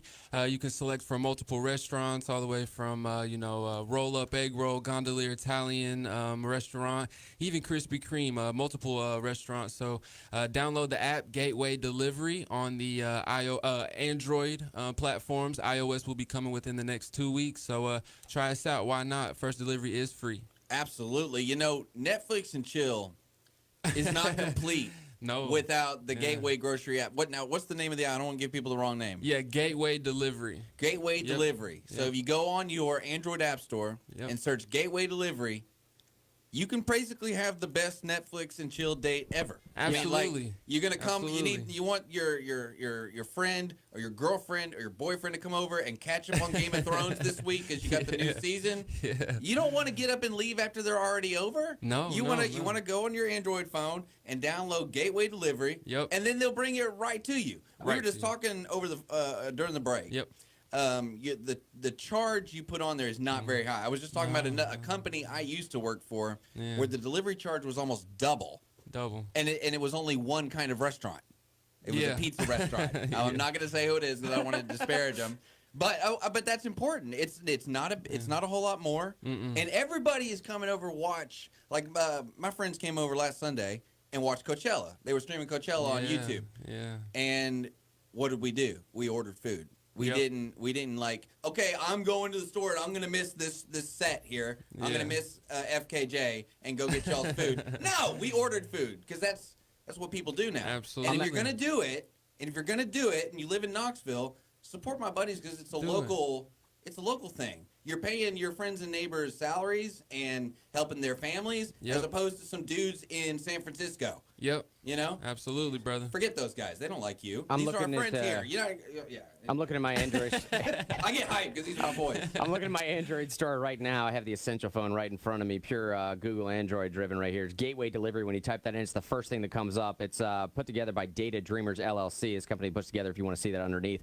Got a 5-star review right now. Oh, my goodness. And I'm telling you, man, like apps is the way that all this stuff is being delivered right now, right? Yes. I mean, like apps is driven almost everything. I actually got this Windows tablet right in front of me right now. It actually has a tablet mode that it goes into that's primarily driven by apps because all of our functionality, all of our interaction right now is, do I have an app I can throw it up there? I mean, I could go to a website and put it, and they do have websites clearly, mygatewaygrocery.com, mygatewayrestaurant.com, but the app is a simple touch to plug it in there, and it pretty much is self-explanatory, right, boys? You punch in that app, and it gives you the whole option of anything that you want to go through, any restaurants you want to order from, whatever else, yeah? Absolutely, yep. You just insert your address, and you begin having fun from there. It's just a one-click process. Just select your restaurant, select your items, put in your card number, and we show up within the next hour with everything you want and need. And I don't think we have to explain to people this service, the convenience of it. I think lots of people are using similar services. The point I want to make is, if you're into using that kind of service, use a local service. Mm-hmm. Absolutely. Support your local community. These guys do a great job. They're not some nameless, faceless corporation from 1,500 miles away, which all these other apps are. They're 1,500 miles away. They may not even be from this country, to be honest with you. These are your, I'm serious. These are your friends. These are your neighbors. You're supporting people having jobs in this community, not San Francisco. Absolutely. And if you're probably using that service anyway, you should probably support local, like everybody else likes to. But that's Gateway Restaurant. Yeah, Gateway Delivery. Gateway Delivery. Our websites are My Gateway Grocery and MyGatewayRestaurant.com. I should have written it down first. Ray's calling back with this. Ray, I'm not going to lie, but this subheading is very confusing to me. It says, does Gateway deliver people? Is that the question? That's a weird question, Ray. Yes. I was speaking with Ross, and it's not an Uber. I'm not looking for somebody to sit outside the building and wait for my client to come down. I need somebody to deliver this person to me because I gotta have it. And that means you go up to their room and you greet them. And if they want a Cracker Barrel All-American breakfast, you get that for them on the way to my place. Okay. Well, why don't you just download the app, invite them over, and then they'll meet you both there with the food. As long as they're bringing my guests, Shyne. Well, we'll put that in the suggestion box. We will do that for future development. People delivery. That's where it goes. And I'll give them a healthy budget for amenities on the way because these people are important. Well, of course they are if they're your friends, Ray. That's right. Yeah. Yeah, almost as important as that meal delivery. Oh, yes. Well, okay, Ray, order some Cracker Barrel and have a good time with that, We'll buddy. talk to you soon, Ray. Always You know, I appreciate really hearing from like Ray. his enthusiasm. I do too. Hey, what's the name of the app one more time? Gateway Delivery app. Gateway Delivery. So download it, rate it as well. That'll help out the guys. Give it a 5-star rating because they are 5-star people. It's a 5-star company. But download it, rate it for me. Even leave a little review that says this is the best app ever. Do that for them. These are great guys, and you already use that kind of service anyway. Gateway Delivery in your app store on Android. iOS is soon to come, very soon to come. 9:58 news, traffic, weather, all that. Glenn Beck coming up after this. We're back tomorrow doing it big. Love you guys. Wow! Crazy, man. But that's the words I'd use. You already do this anyway. This is not like a new idea. No. People are using it. Me and my girlfriend use it twice a week. Absolutely. And I would much rather use it with y'all than use Bite Squad or Uber Eats. Save some money, or man. Grubhub or any one of those things, man. Well, I don't use Grubhub. What is that? Isn't that like a coupon?